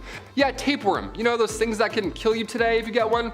See, the plan was if you eat a tapeworm egg, okay, it will later hatch in your stomach, and at that point you could just eat anything you wanted. Because every time you ate, the tapeworm would also eat, so you could get your snack on while still rocking those Victorian skinny jeans, right? Tapeworm cyst pills, or go for a jog. Your call. Number 2, Victoria's reign. Queen Victoria's reign started in 1837 and it lasted until the Queen's death later on in 1901. At just age 18, Alexandrina Victoria had to rise up to the throne. She was born, of course, on May 24th, 1819. Queen Victoria was 5th in line when she was born, so right off the bat, it was actually highly unlikely that she would ever get the crown. Then one by one, out of nowhere, all of her family members began passing away suddenly. In 4 years, 3 of Victoria's cousins passed away, and then her father and grandfather both died a week apart from each other. So by the time 1830 rolled around, Victoria was only 11 years old, and already she was next in line for the throne. That's how fast it happens. So as if that wasn't already stressful enough, Victoria was brought up under the Kensington system, which if you haven't heard of before, it's pretty awful. Victoria's mother, Duchess Victoria of Kent, she created this Kensington system to control her daughter. She literally isolated the child from mates or family members, anything fun or social, you name it. Her mother did this to keep her pure, of course, to keep her the most pure lady. This system sounds awful. Her mother would monitor her every action, including who she can see or speak to. Victoria only had 2 playmates growing up. That's it. I'm like, hey, me too. She had her half-sister, Princess Fedora of Leamington, and the Duchess attendant Sir John Conroy, his daughter, Victoire. I mean, only 3 friends growing up, that's cruel. She shared a room with her mother until she was finally queen. Yeah, she couldn't walk down the hallway alone at any point. She had to always walk with her mother by her side, even to the washroom. That's crazy. Victoria has reflected on her childhood since, and yeah, she hates John Conroy for manipulating her mother, and she actually refers to him as Demon Incarnate, so that's good. It's a nice nickname. Incarnate? He's a demon. He's the worst. Let's just call him that. And finally, number 1, royal enemies.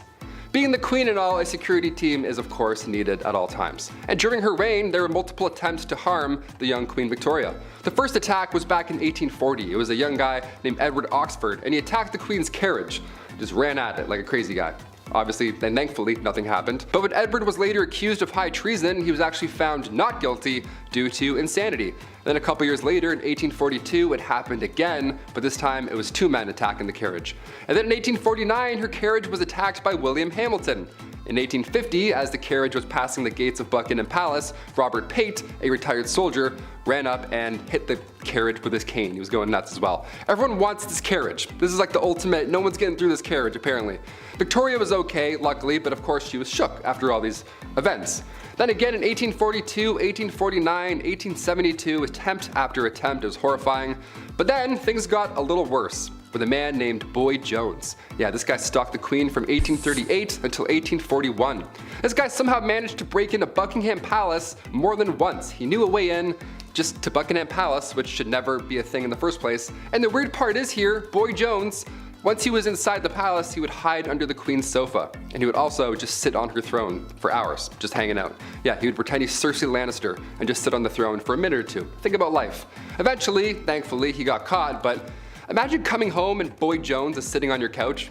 You're like, what are you doing? Take that shirt off. Get out of here. Number 10, the hobble skirt. This is a bad idea written all over it. The hobble skirt, also jokingly called the speed limit skirt, was a dress with a very tight hem, making the poor lass who's wearing its movement, well, not having much of it.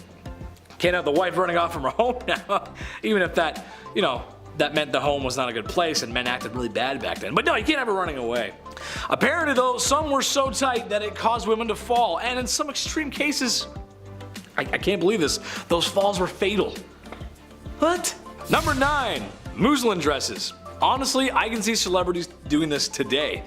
Okay, so the female figure. It's sleek, it's curvy, it's gorgeous. Today a girl's got some options on how she wants to flaunt what her mama gave her. You go, girls. But back then, well, not so much. Except for the muslin dress, apparently, which I find strange at the time, since seeing a woman's ankle could give a guy a stiff neck for hours, if you catch my drift. Essentially, this was a dress that you had to wet first, like a gentle misting, if you will. Yeah, weird, right? And then you'd wear it out.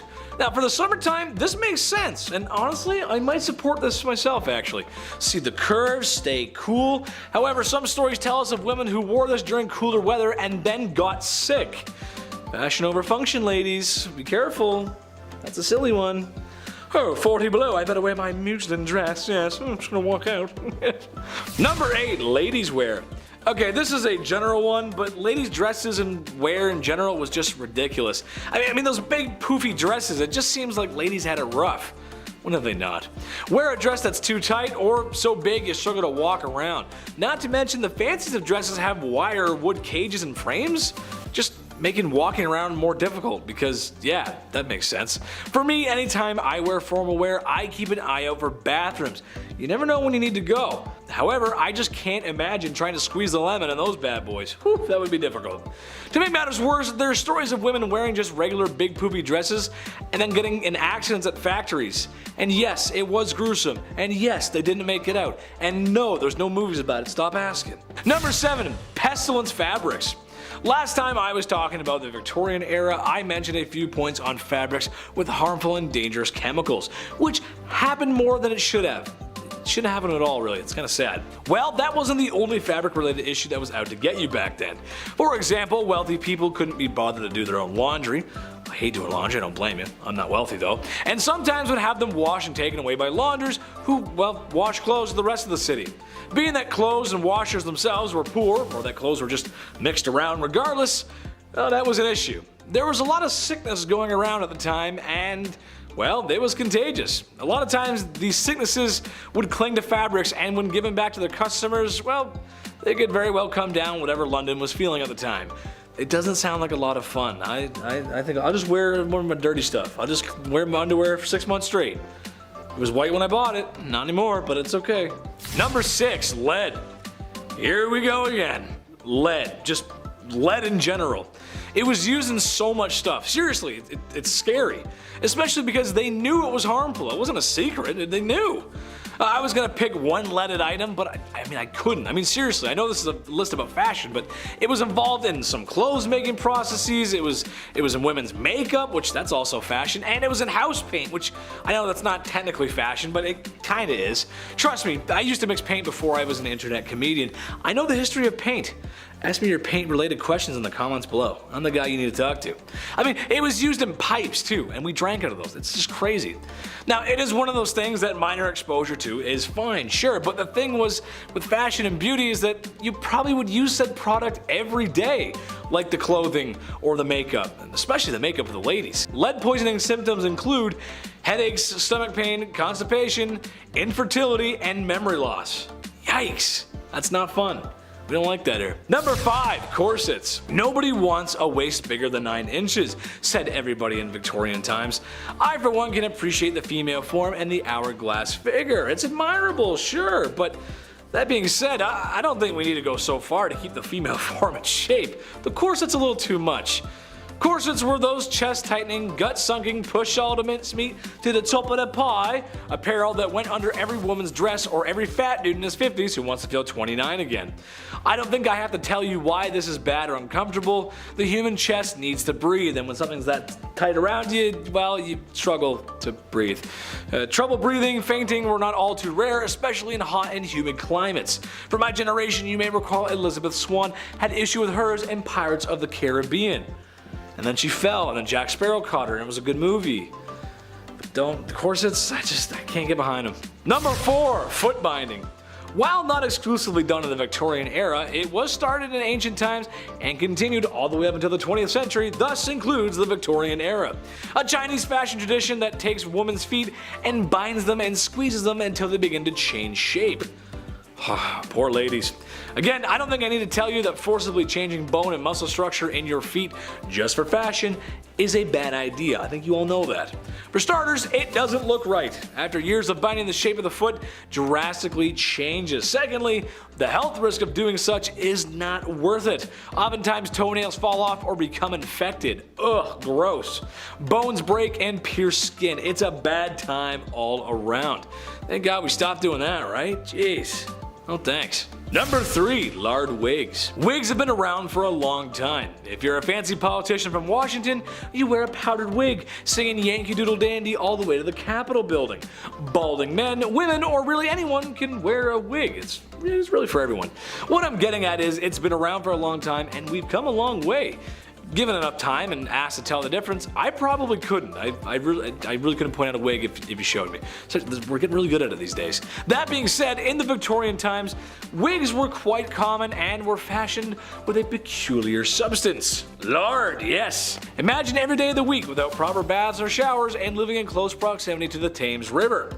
And you take a handful of pig lard and just slather that in your wig to style it. Put a gross sound effect in there, just gross sound, ugh.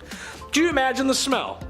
This is the most offensive hair crime since frosted tips in the early 2000s.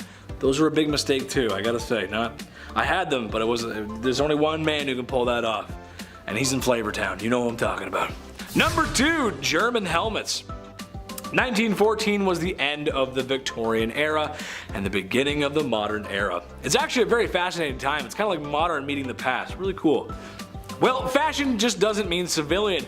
Anyone who's ever spent time in the Marine Corps knows that they gotta look their best. What, Marines? The Empire of Germany was no different in 1914, and a lot of German soldiers wore helmets with an ornamental spike, like a Koopa from Super Mario.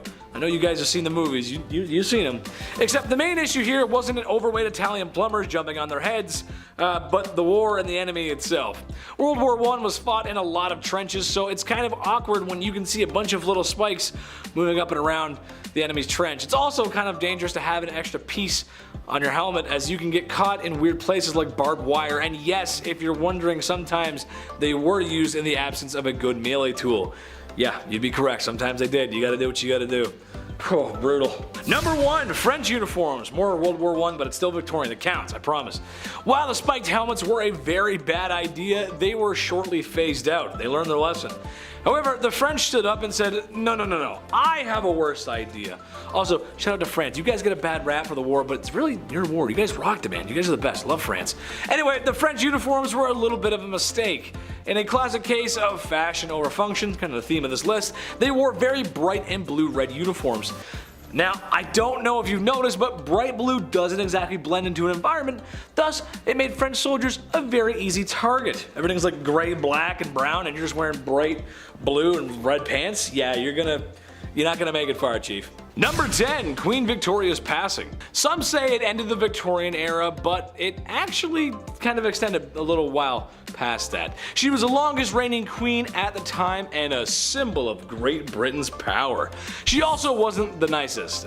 She oversaw the conquering of India, which pretty bad. The Special Flower Wars in China, which saw China give 5 of its major cities to the British Empire, including Hong Kong, which kind of an awkward one there too. So yeah, her passing was sad for most, but for others, especially foreign nations, it was a reminder that the brutal overseers are still there and they're probably still gonna rule for another like 70 years. Oof. Number 9, World War I. This is considered to be the end of the Victorian era, and it makes sense, especially the first half of the war. It was a mixture of old world versus new world, horses and cavalry swords versus Germans in trenches with large rapid fire blam blams. In Great Britain and of course other European nations, they were foaming at the mouth to attack each other. However, culturally speaking, they were the same since Victoria had passed. Not much had changed. However, after her passing, and of course after the war, big changes, huge changes, so much so that it changed the world and in different ways in different countries. We need a whole list to go over that, but empires fell, America got rich, and they went back fighting shortly 20 years later. It was kind of awkward. Number 8. Stiff photographs. For some strange reason, people in the Victorian era were like the grandfathers of all goth kids. Any obsession people have today with the strange and unnatural, well, you can partially thank the Victorians. A good example of their obsession with the weird and oddities is post-mortem photographs. Yikes, yes. Given that photographs were a new and amazing technology, and for the time, yeah, they were, and that people had some less than living relatives lying about, well, it only made sense to capture their memory forever by having their picture taken. Dressed up, prepared, and positioned in many different ways just to bring the mantle by the fireplace together as what would a home be without the post-mortem photographs of your old Aunt Burge? Am I right or am I right? It's weird, I don't know. Number 7. Grave robbing. If ladies of the evening and cold-blooded de-lifing have always been a part of life, then so was grave robbing. The second someone was buried with anything valuable, there's been a creepier person on standby with a shovel. That's just how it goes. Poor Dompe from Zelda. Guy gets a bad rap. This was no different in Victorian times. However, while digging up corpses for baubles and trinkets was certainly done, there was a far more lucrative business, especially for those in the mad scientist business. Sorry. People were paid under the coroner's table to dig up cadavers and retrieve them for doctors and medical professionals to conduct all sorts of freaky deaky stuff. Mostly just to learn, but you can be sure someone got a little weird with it. We always do, we always take it too far. Number 6. Christmas fire. One of the things my mama always taught me was fire safety. My dad taught me how to deal with a bonfire after 10 beer, but well, mom's lesson was safer. Never leave the stove unattended, put candles out when you're done, and know your fire escape plan. You gotta know it, you never know. While this event may seem like a wholesome family fun on the holidays, I get anxiety just thinking about it. In Victorian times, families would play a game at Christmas called Snapdragon. You get a large dish or bowl or cauldron, I guess, large enough for everyone to gather around the table and fill it with a whole bottle of brandy. Then pour in some dates and large raisins.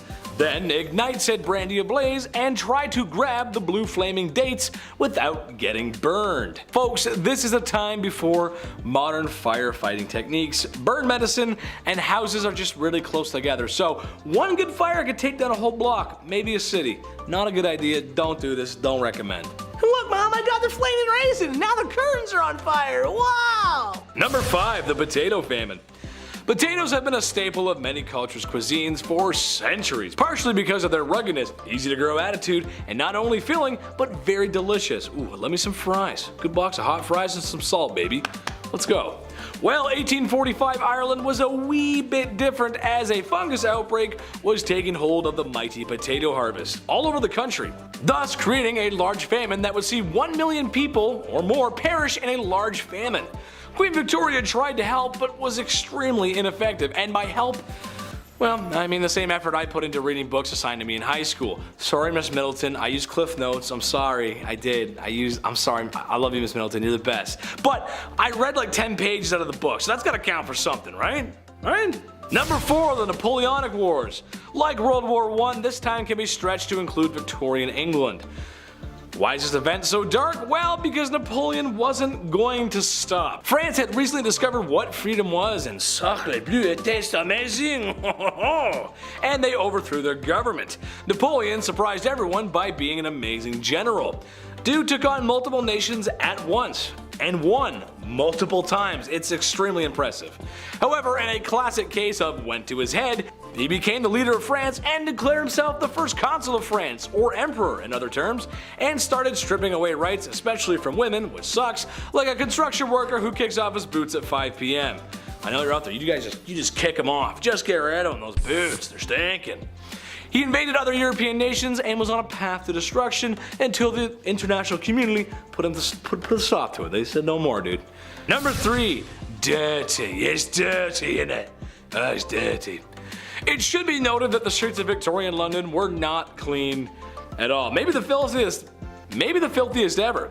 It was so bad that in 1858 the Great Stink occurred, which basically was all the refuse and filth piling up in the River Thames.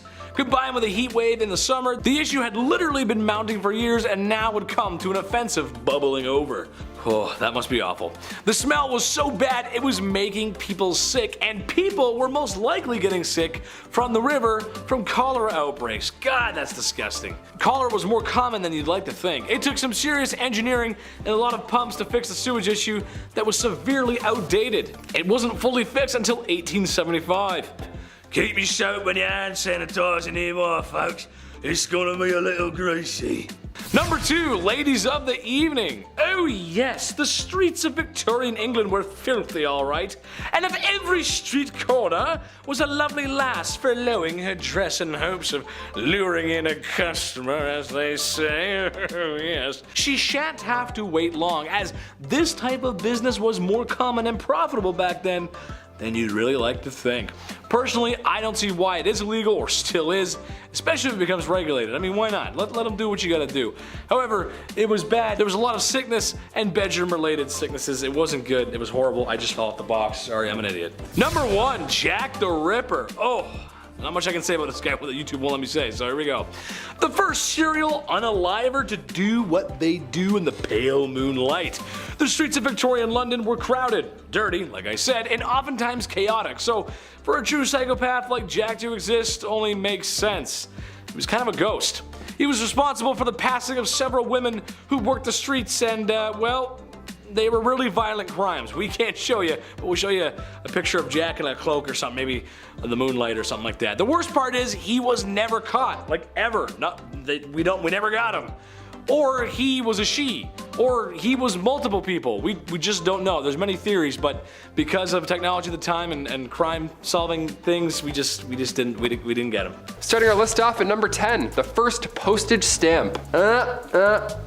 Nice. Who's the first guy who licked a stamp? Why'd he do it, right? We'll start off with stamp facts. Why not? I know there's a couple pen pals out there that still use snail mail. That's cool. This one's for you. May 1st, 1840, the world's first ever postage stamp was sold, of course, for 1 penny. Pretty cheap, nice, we love it. This sale changed history. Now on the stamp was of course a portrait of one Queen Victoria, world's first ever profile photo for a letter. Here we go, they're like, oh, who's this? Who's this little person here? Of course this caught on. Definitely caught on. More than 70 million letters were sent within the next year. And then that tripled only a few years later. And of course it thrived for 40 years. Do you still use letters? If so, write into us. Write some fan mail. Forget the comments. Write into us with a pen, with your autograph too, where you live. Yeah, no one's doing that anymore. Number 9, Alexander Graham Bell. I have no idea how phones work. I know it's vibrations and signals and I have to do this occasionally to help it out, but scientifically, nothing. I can't wrap my brain around this technology. Still, I'm 28 years old and I have YouTube. Couldn't tell you. If I was sent back in time right now, I wouldn't beat Alexander Graham Bell. I would just watch him and wouldn't change history one bit. Guy's a wizard. On March 7th, 1876, Alexander Graham Bell received a patent on his invention, the telephone. And just 3 days later, he made it work. Somehow. The world's first phone call was of course to his assistant, Thomas Watson. Now I'm from the generation that had T9 and I thought that was bad. I also didn't have that, one of these where you have to like go around and around a bunch of times. T9 was way worse than anything. You have to Morse code message all your friends. Ugh, we have it too easy today. Never forget about Alexander Graham Bell. Hit that thumbs up on your smartphone for Alexander Graham Bell. How? How does it work? Hello? Number 8, Queen Victoria's death. You may have heard the phrase, the sun never sets on the British Empire. Sounds very Westeros, doesn't it? Sounds like the British Empire is in an alternate universe or something, I don't know. But this is meant in a literal sense. On January 22nd, 1901, the Victorian era came to a close, of course, after the death of Queen Victoria herself. She passed away at age 81, and Queen Victoria was succeeded by her oldest son, King Edward VII. Now, at this time, the British Empire literally took up more than 1/5 of all of Earth's land. So the sun actually did not set on the British Empire. It's a real phrase. It's not just a fun bit there. Number 7, Queen Victoria's 8th child. First of all, 8th? Kudos. Here's a fact that we don't talk about enough. Let's do this. First of all, I have no idea what it's like to give birth. I hear the comparisons and what it feels like, whatever, and it makes me want to faint. It's like peeing a watermelon or something like that. I'm gonna faint just talking about it. The fact that you can endure this pain is beyond me, and the fact that you want to as well, Kudos. Now imagine being the queen and having the public, like everybody, talk smack about you and how you decide to give birth for the 8th time. Yeah, April 7th, 1853, Queen Victoria decided to use chloroform as an anesthetic delivery. Now everybody at this point that, wasn't a scientist, they were sure to voice their opinions on the matter. It was a huge controversy, although this act directly spread the awareness of this medical advancement. I mean, yeah, it sounds, they're like, yeah, don't do that. But can you do that? We don't really know. We're eating bread. Number 6, grave bells. Oh, this one gives me chills. Here we go. In the late 1700s, cholera, bacterial infections, and anything and everything was spreading. It was not an ideal time, wasn't very safe. Many were biting the bullet at this time, sadly, of course, being gravely ill. But with this came a dark trend, the safety coffin. Yeah.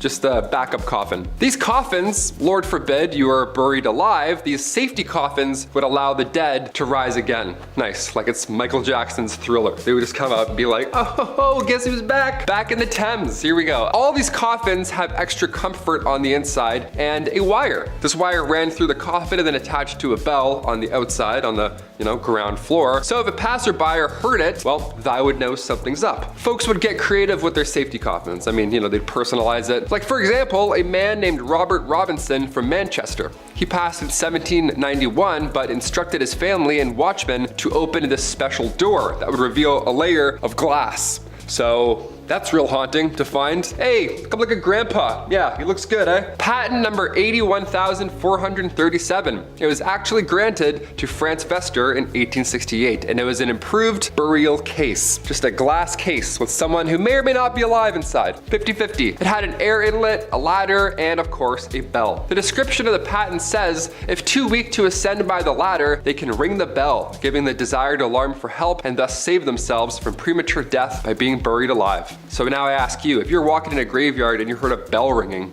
would you just start digging and be like, I think I heard something. I don't know, let's just disrupt this skeleton. Number 5.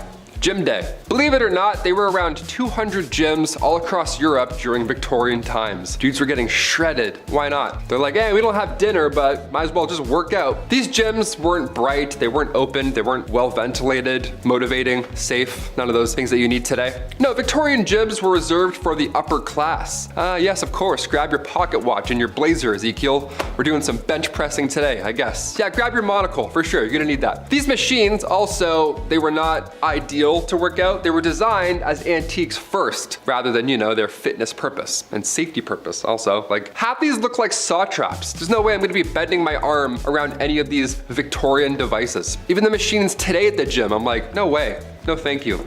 Weak gang, here we go. Number 4. Beauty patches. Okay, we have to bring back beauty patches ASAP. Imagine like if a rapper had a beauty patch. Nelly had the Band-Aid, but we gotta have like beauty patches. We gotta mix it up a bit. Bring back the facial feature game. These patches came in all shapes and sizes, of course, in the Victorian era. Even in this portrait from 1755, Joshua Reynolds painted Charles, the 9th Lord Cathcart, rocking a large beauty patch. That looks amazing. He does look like Nelly, honestly. He has like that motivational, like rapper kind of like, he's in charge, and you can tell from the beauty patch. Like that's a lord right there with that one of those. Take it off, no lord. Put it back on, lord. The reason for these patches back then, and sometimes having more than one, is because they were commonly used to cover up smallpox scars. They were made out of silk, velvet, and they were applied with glue. So pick a spot and commit. It's gonna be there all day. These patches were dark black and they were meant to make your pale skin pop. Of course, pale skin back then made everyone faint. Pale skin and long shoes, everyone's losing their minds. The position of these patches could also determine your political allegiance. How funny is that? Historian Joseph Addison took note of these positions when he observed 2 parties from the 1800s. Now, one party had patches on the right side and the other had the opposite. It's pretty amazing. It's a pretty easy way to flip jerseys, right? The other team starts winning, you're like, you know what? Check it out. Now I'm on this side. Prove it. Number 3, chimney sweep. Terrible jobs, here we go. I remember when I was younger, I had to sweep the chimney in the house, and I loved it. I thought it was cool. I thought it was like a little safety, like secret room. I don't know. It wasn't safe at all, actually. It was just a dirty room. Had a little broom too. I always loved using that little broom. Little tiny sweeps, one at a time. Little tiny bag to go along with it, so gentle. This was a terrible job to have in Victorian London, obviously. Chimney sweeps were famously young as well. I can't say anything else there, but these guys were young lads. History is horrible. Maybe that's why I was doing it, right? Because I could fit inside of the thing. That makes sense. 1840 was a good year, all things considered. A law was passed that made it illegal for anybody under the age of 21 to climb in and clean a chimney. I was 18 cleaning my chimney. I had no idea. I could have used this great law and got out of the whole chore. Shame. Number 2, Jack the Ripper. Unidentified to this day. Who is he? How did he get away with it? And also, when are we going to see a Netflix documentary on this guy? We have everybody else in this multiverse of killers. Where's this guy? Gonna complete the image. Well, it's because we didn't find him. Jack the Ripper was active in the East London neighborhoods primarily, and sadly, he would target sex workers at the time. He famously took the lives of 5 women from August to November of 1888, and they were believed to have been connected to Jack the Ripper, although some sources claim that he was active until 1891. It's hard to tell who's who and who's doing what. Again, this is also so long ago. There's no cameras. Hard to catch someone. Many believe Jack the Ripper had some anatomical knowledge due to the way that he left his victims as well, which is creepy. While there were some suspects, including a member of the British royal family, believe it or not, Jack the Ripper was never identified, so. Yeah, that sucks, really. We gotta find him. Can't, but we gotta.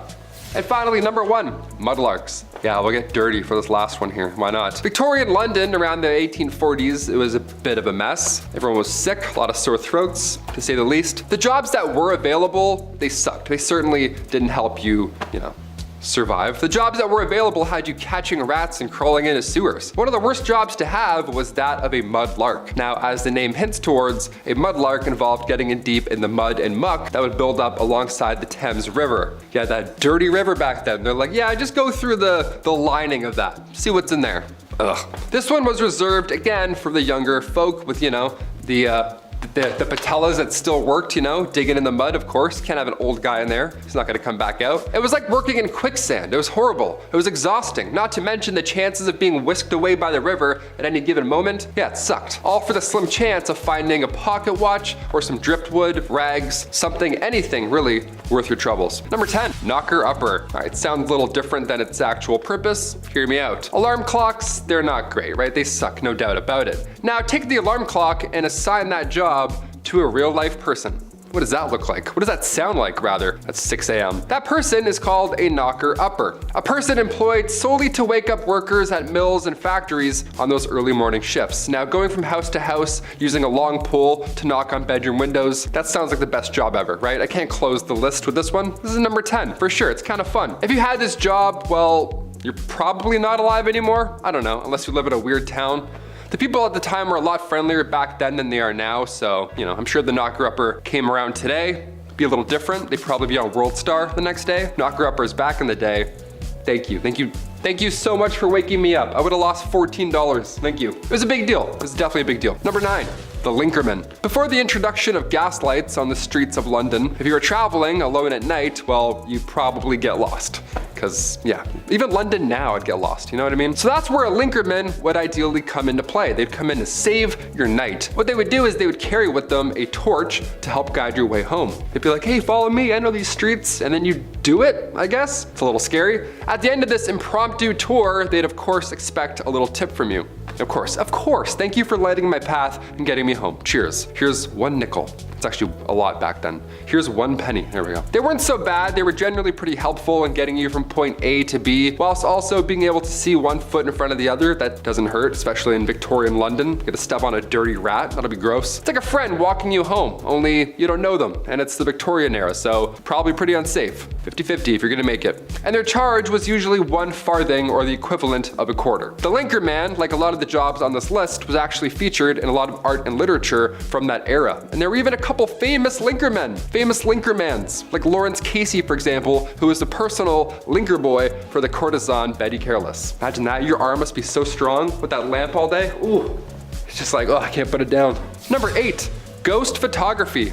1800s ghost photography. Apparently it was a theme or a vibe, I don't know, but there were people that would take the photos of these ghosts. So at one point you would be hired as a professional ghost photographer. On paper, here's your tax returns, that's what I did. The camera, of course, was a hot new invention back then, so tales of ghost and spirit were easily believed, especially when you have a photo of a see-through woman. That probably helps sell your tale for sure. Like, here she is. It's like, that's mom. That's definitely not, you just did that in the back room. I don't believe you. A big name in the ghost game was that of William Thomas Stead. He was born in 1849, so now he's for sure a ghost. Stead was the son of a Congregationalist minister, and at the age of 22, he was appointed as editor of the Northern Echo, which was a regional newspaper in Darlington. Yeah, this British medium, Richard Borsonal, featured a photo of W.T. Stead and a spirit.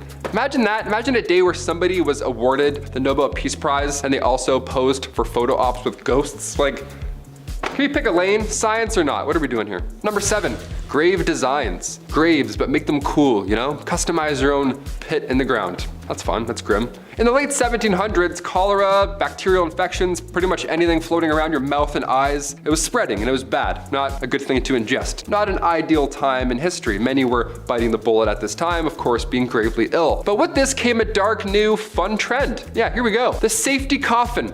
Yeah, let's make your own coffin, DIY. These coffins, God forbid, you were buried alive, while these safety coffins would allow the dead to rise again. Yeah, some Tony Stark guy in the back's like, if you push this, the body will pop back out and come to life. It's like, really? A lot of these coffins were built with extra comfort on the inside and of course a wire, the safety backup wire. This wire ran through the coffin, through the ground, and attached to a bell on the outside on the ground. So if somebody was walking by and they heard a bell ringing beside a gravestone, first of all, it's haunting, well, they know something's up and they can get them out.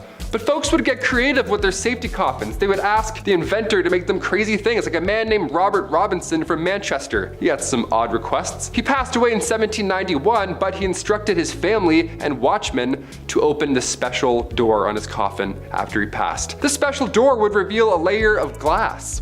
Yeah, so if anybody saw any condensation, well, you know he's still alive and get him out. Only he wasn't alive. And now we just have the world's scariest exhibit, just a real life dead man. Let's close that back up forever. I don't want a glass coffin, that's disgusting. Number 6, rat catcher. I mean, obviously you know what's gonna happen with the name the rat catcher. It's gonna make a lot of you out there squirm in your seats, and I apologize in advance. Hit that thumbs up, you know, let's even out the energy. Rats in Victorian England, they were a massive problem. They were everywhere. Every nook and cranny of your home probably had a dirty, fat rat just sitting there with its weird teeth looking at you. From the basement to the pipes, everywhere. It was literally a big problem. There was even an account of them spilling over from royal parks. So imagine that. So of course there's a problem. So of course where there's a problem, there's now a job, right? Someone's got to do something about it. Rat catchers were pretty famous throughout the Victorian era.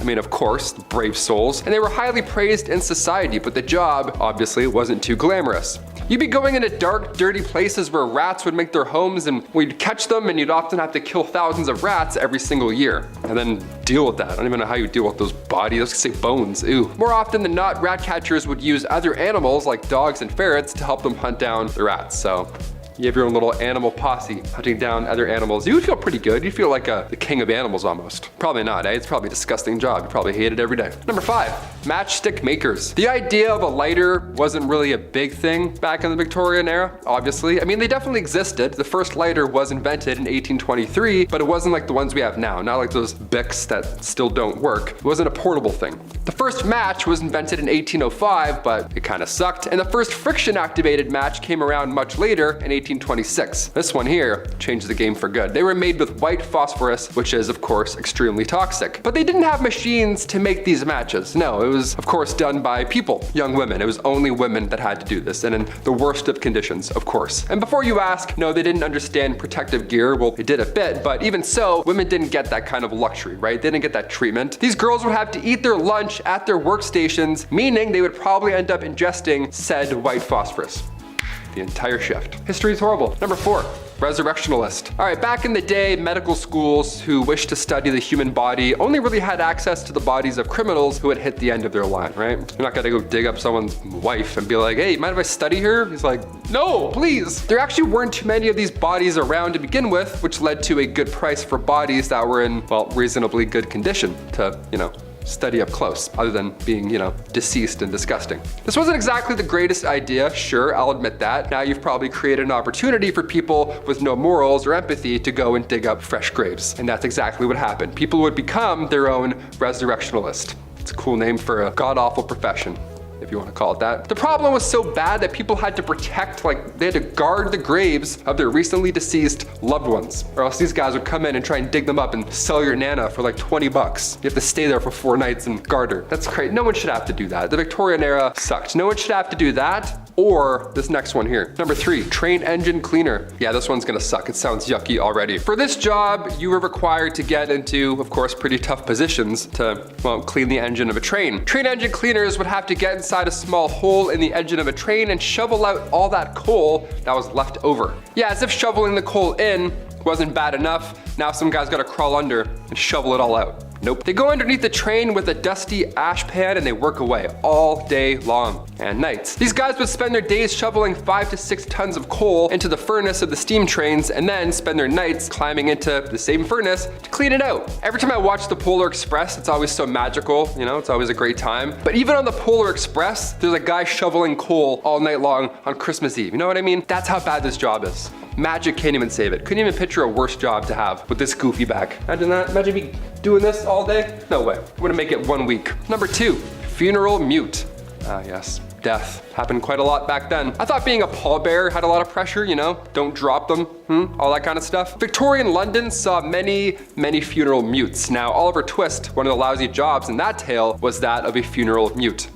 Oliver Twist is like, this one sucks. Well, it really sucks. Mutes were required to dress, of course, in all black with a sash while carrying a long cloth covered stick, and your job would be to, well, to stand and mourn and not say a thing the entire time. You'd have to stand at the door of the recently deceased home and just welcome death. Just embrace it. You have to be death. The mascot for death is now you. Horrible. In Victorian London too, you're gonna breathe in a fresh rotting body. Nice, that's good. I have about 4 days left, thank you. And after that point, you would lead the coffin all the way to the graveyard. Nice and slow, like you were leading a marching band. Only it's not music, it's death behind you. And finally, number 1, a chimney sweep. I remember doing this when I was a kid. Okay, I got some questions now. I'm gonna make some phone calls after this list. I had to do this when I was a kid, but back then it was a lot worse. It wasn't a chore, it was an actual job. This was a terrible job to have in Victorian London, obviously. Chimney sweeps were famously young men, guys. I can't say anything else here, but they were young lads. That's it. History is pretty horrible, right? You could fill it in. 1840 was a good year, all things considered, because a law was passed that made it officially illegal for anyone under the age of 21 to climb in and clean a chimney. Nice. I was 18 cleaning my chimney at home. I had no idea. I could have busted out this law and been like, actually, 3 more years, Dad. See ya. Just moonwalk out of there. I'm not cleaning anything. Just the kitchen for now. I'm not using that tiny little brush. Why do all chimney sweeps have a tiny brush? Give them a bigger brush, you know? Number 10, mummy unwrapping parties. This is, yeah, pretty disgusting right off the hop. During the Victorian era, there was a fascination with ancient Egypt and the practice of mummification, because they didn't have Netflix back then, so people gathered to do this. Mummy unwrapping parties were a popular social event where wealthy individuals, they would purchase, well, mummies, and then gather with their friends and family to unwrap them, just slowly unwrapping a person. That's disgusting. These events were often held in the privacy of their own homes or museums and were viewed as a form of entertainment and education. Both, no. Definitely not for both. Guests would gather around the unwrapped mummy to inspect and marvel at the preserved body. However, these events were controversial as they were viewed as disrespectful and unethical by many and if not all people around them, as these mummies were often obtained through questionable means. Yeah, how does that guy end up in London? You know, a pharaoh is now in London? That makes no sense. For sure not where he died. Definitely not where he died. The trend eventually came to an end as archaeologists began to push for more, you know, respectful treatments of ancient artifacts and real people and their remains. What kind of purge party is this? What are we doing here? Can we go home? Number 9, your skin can breathe. This, yeah, I didn't know. We were all frogs. Little did I know. During this era, there was a widespread belief among scientists, like real scientists, that human skin could breathe. Similar to how lungs inhale and exhale air. Yeah, we could breathe through our skin. That's a fun one. This theory was based on the idea that the skin has pores that allowed oxygen to be absorbed and carbon dioxide to then be expelled. As a result, some people would wear looser clothing and avoid tight corsets to allow their skin to, well, breathe more easily. Literally, to allow you to breathe more easily. That's so gross. However, this belief was eventually debunked as it became clear that the skin does not actually function like a set of lungs. Ha! Who knew? Not me, that's for sure. Nonetheless, the idea of skin breathing persisted in popular culture and language for many years after. You know, there were some believers that are like, no, our hands are breathing.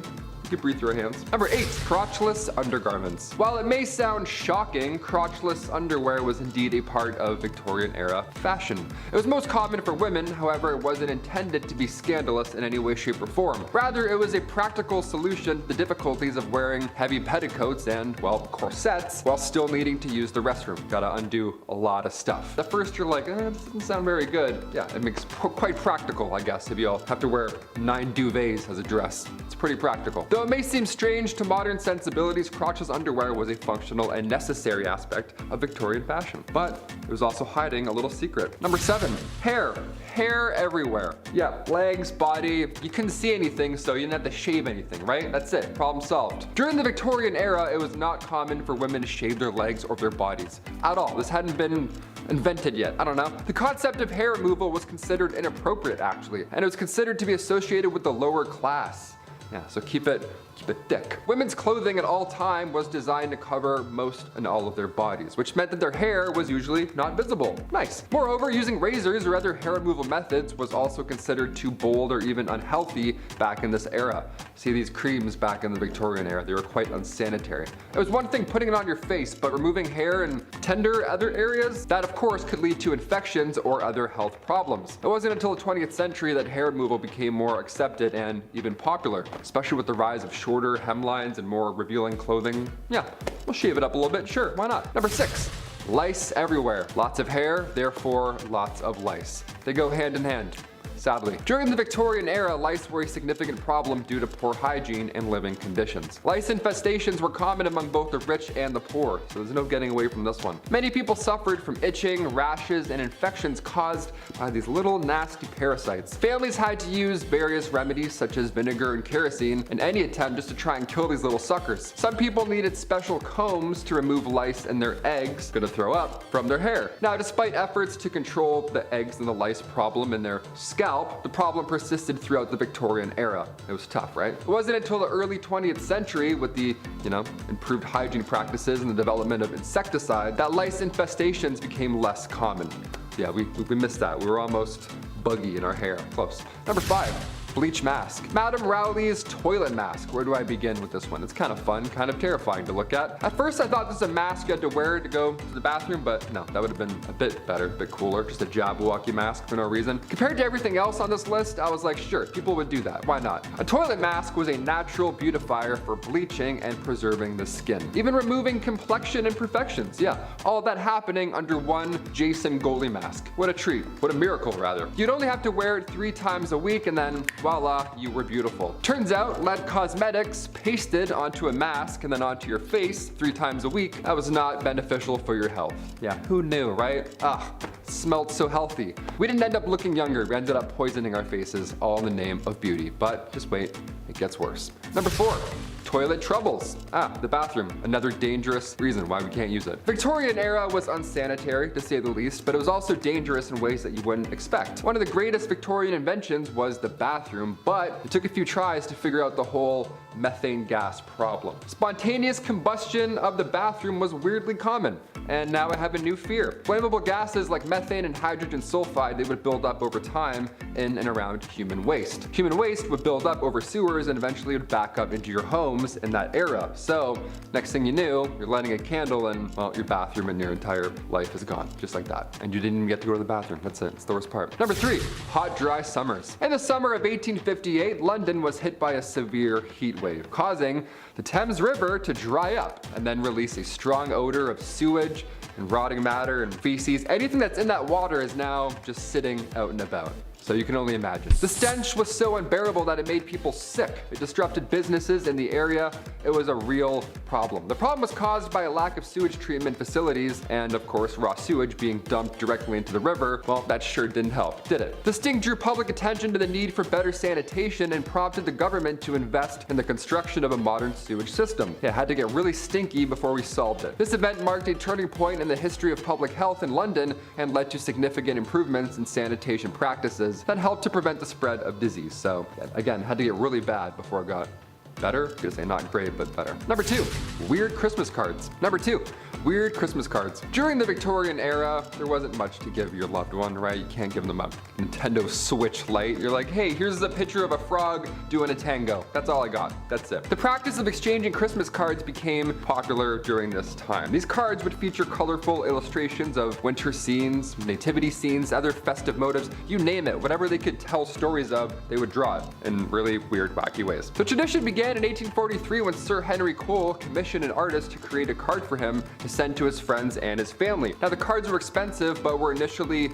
only affordable for those wealthy folk. But as printing technology improved, they became more widely available. So score, now you get to tell your loved ones how you actually feel with a wacky guy playing a tambourine. Victorian Christmas cards often featured sentimental messages and elaborate designs, and they became an important part of the holiday season, where we get it from today. All that pressure to write a little something something comes from that era. Today, vintage Victorian Christmas cards are highly collectible and are appreciated for their beautiful artwork. Beautiful, I guess, art is subjective. And its historical significance is rather amazing. I don't know. If you have one of these, don't throw them out. Don't make fun of them. Just frame it and then sell it for $1 million in like 10 years. There you go. And finally, number 1, beauty patches. In the Victorian era, beauty patches were a popular trend among women of high society. They were these small black patches that were applied to the face as a way to accentuate certain features and draw attention to the wearer, the pale Victorian complexion. The patches were made of silk or velvet and were often cut into fun shapes like hearts, stars, or crescent moons, right? It's like the scene kids back then. They're like, They were typically worn on the cheek, forehead, or around the mouth. You can get creative, right? It's your face. Have at her. Beauty patches were also believed to have medicinal purposes, with some claiming they could cure headaches or improve one's complexion. Both absolutely false. No medical science around that. Despite their popularity, beauty patches were eventually, sadly, phased out of fashion by the early 20th century. But let's bring them back. I don't know. What do you all say? I'll wear a beauty patch every list from now on if we all want it. Why not? I'll do one right over here, a little crescent moon. That'll be moody, right? Rule number 10 is going to be follow the moral encyclopedia. For ornery young men and women desperately desiring physical and emotional intimacy, yet having to navigate a dating culture that required them to act a certain way, well, it meant self-help books were all the rage. And women in particular drowned in them, thanks to the fact that these books were often written by hypocritical men and had been used since medieval time to dictate and instruct women on how to become the perfect submissive little doll. Some examples are Henry Butter's ominously titled Maiden, Prepared to Become a Happy Wife and Mother from 1868, and Hayden Brown's Advice to Single Women from 1899. Perhaps most famously though, on advising the morals of young women was the Moral Encyclopedia by Charles Varl, which had been making young women hate themselves since 1861. It was a bestseller of its day thanks to the marketing that only decent and morally driven women would own it. To prove themselves as that woman, Victorian gals flocked to the bookstore to absorb some menial patriarchal crap that goes as follows. Read no novels, but let your study be history, geography, biography, and other instructive books. Also, trust no female acquaintance, i.e. make no confidant of anyone, because we don't want you ganging up together.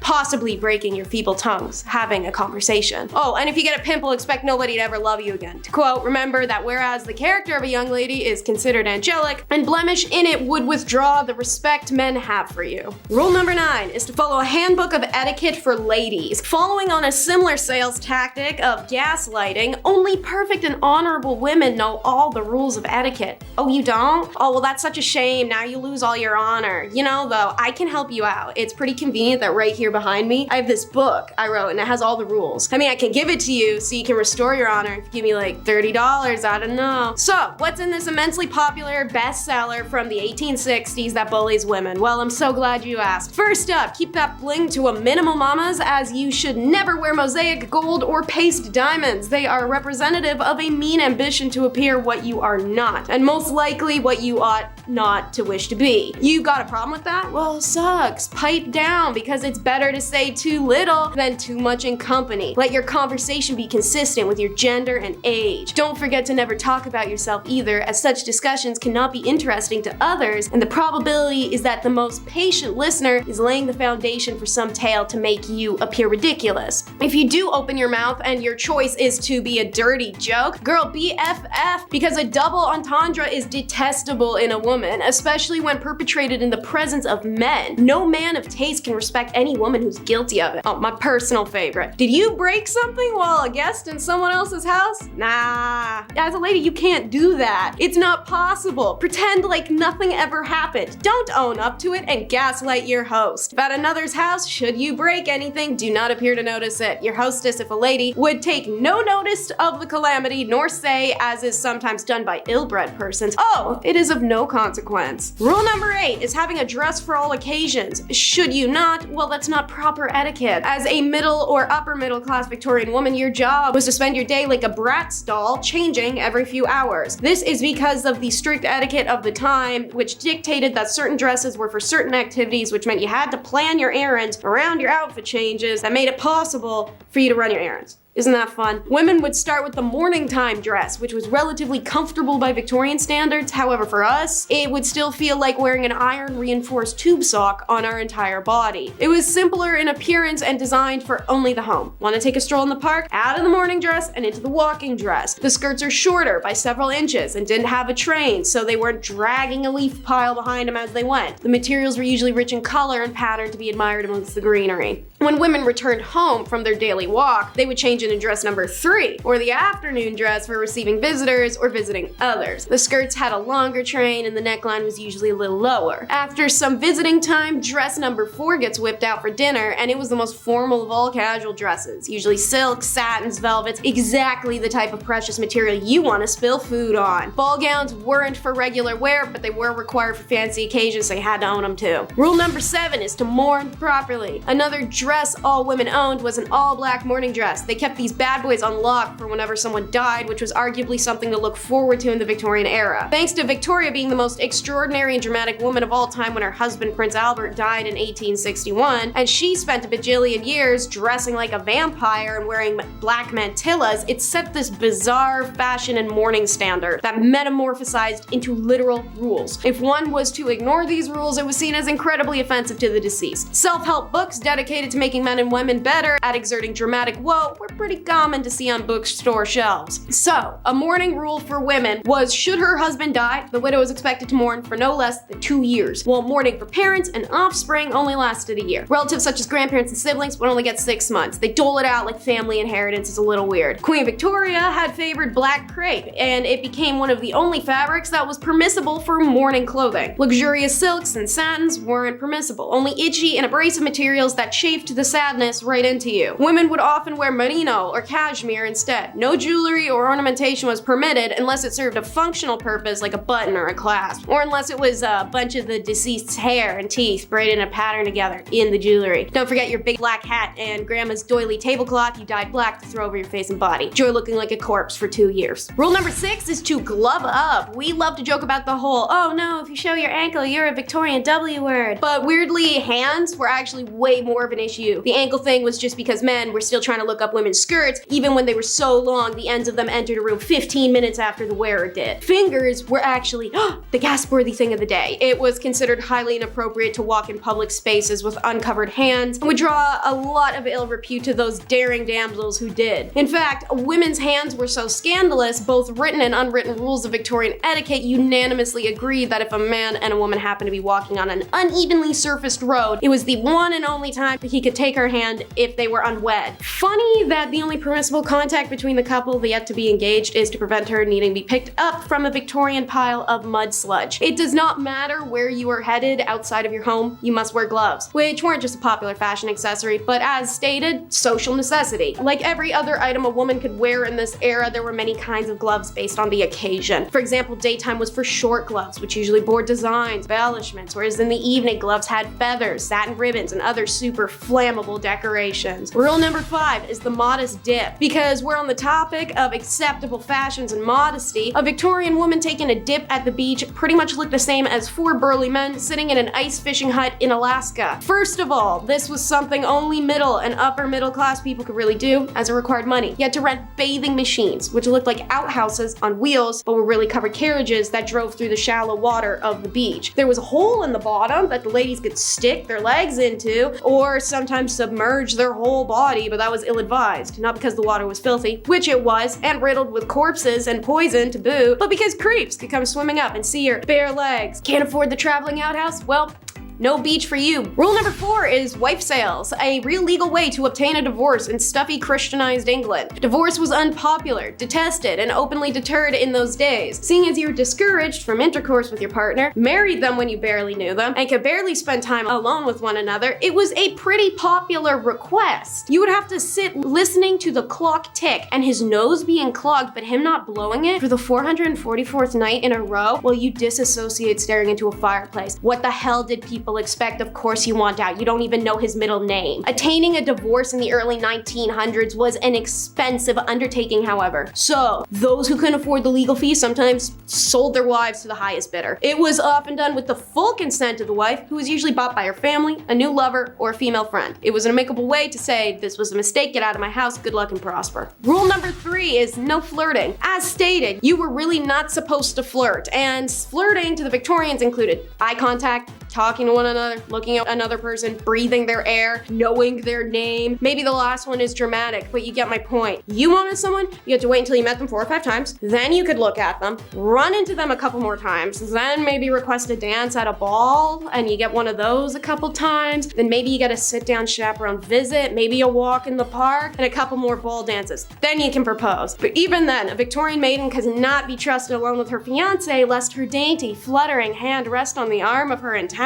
and cause an outburst that would inflame the fiancé's uncontrollable base lusts. Even after progressing through several stages of acceptable dating, aka the ball dancing, talking, walking together at a distance, if a man was invited to the woman's home, their acquaintanceship would still have to be under the watchful eye of a chaperone. Single women were never to indulge in behavior with a man that might lead to being kissed or handled in any way. This included strict inspection rules, because I kid you not, men were encouraged to inspect a woman back then. Like many of the stipulations that accompany shipping procedures. How romantic. If a man wanted to admire a necklace, the woman would have to remove it, hand it over for inspection. Under no circumstances was the item to be inspected while she wore it. Now I know where that flirting tactic came from, because guys, y'all love that whole jewelry admiring flirt, and it isn't subtle. And of course, during the chance encounters in one's club or in the park, staring boldly at someone you knew without acknowledging him or her, known as cutting, was the ultimate display of bad flirting manners in Victorian times. Guess they didn't like them bold back then. Rule number 2 is coming out. Not like that. Coming out in Victorian times meant a woman was tired of being in her parents' house, and if she wanted out of it, meant she had to go find a semi-tolerable guy whose house she could move into in return for a cool ring on her left hand. This had to be a whole big announcement, because to attend such events that a woman needed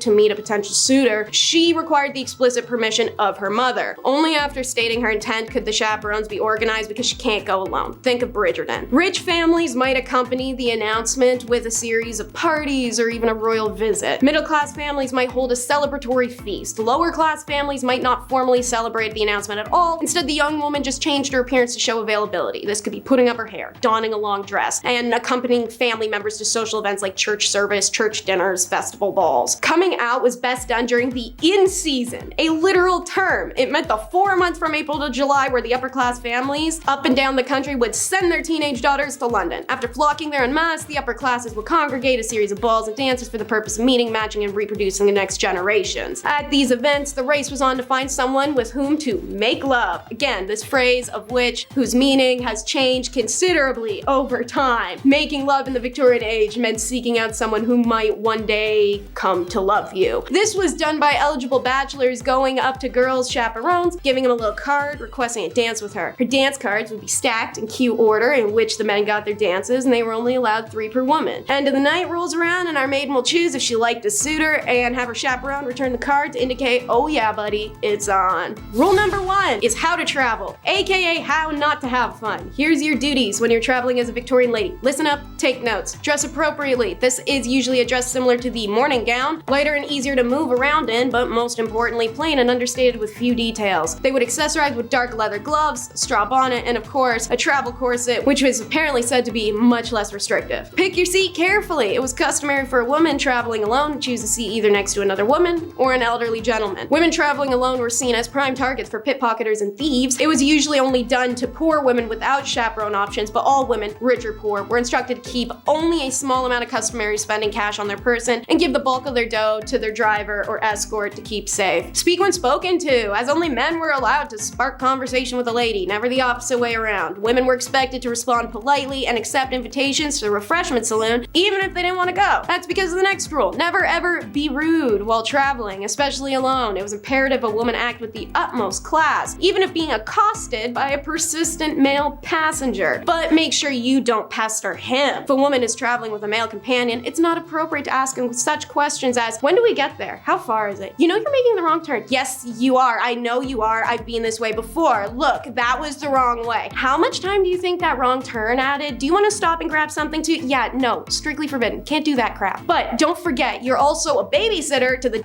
because if the lady's male chaperone accidentally wandered into designated female compartments, it was her fault for either inviting him into the quarters or not alerting him of the specialized area. And lastly, while traveling, don't check yourself in. If a journey requires a stop at a hotel along the way, the lady would remain in the carriage while the driver or escort took care of all the room arrangements, likely because it was unheard of for a woman to make such a decision on her own.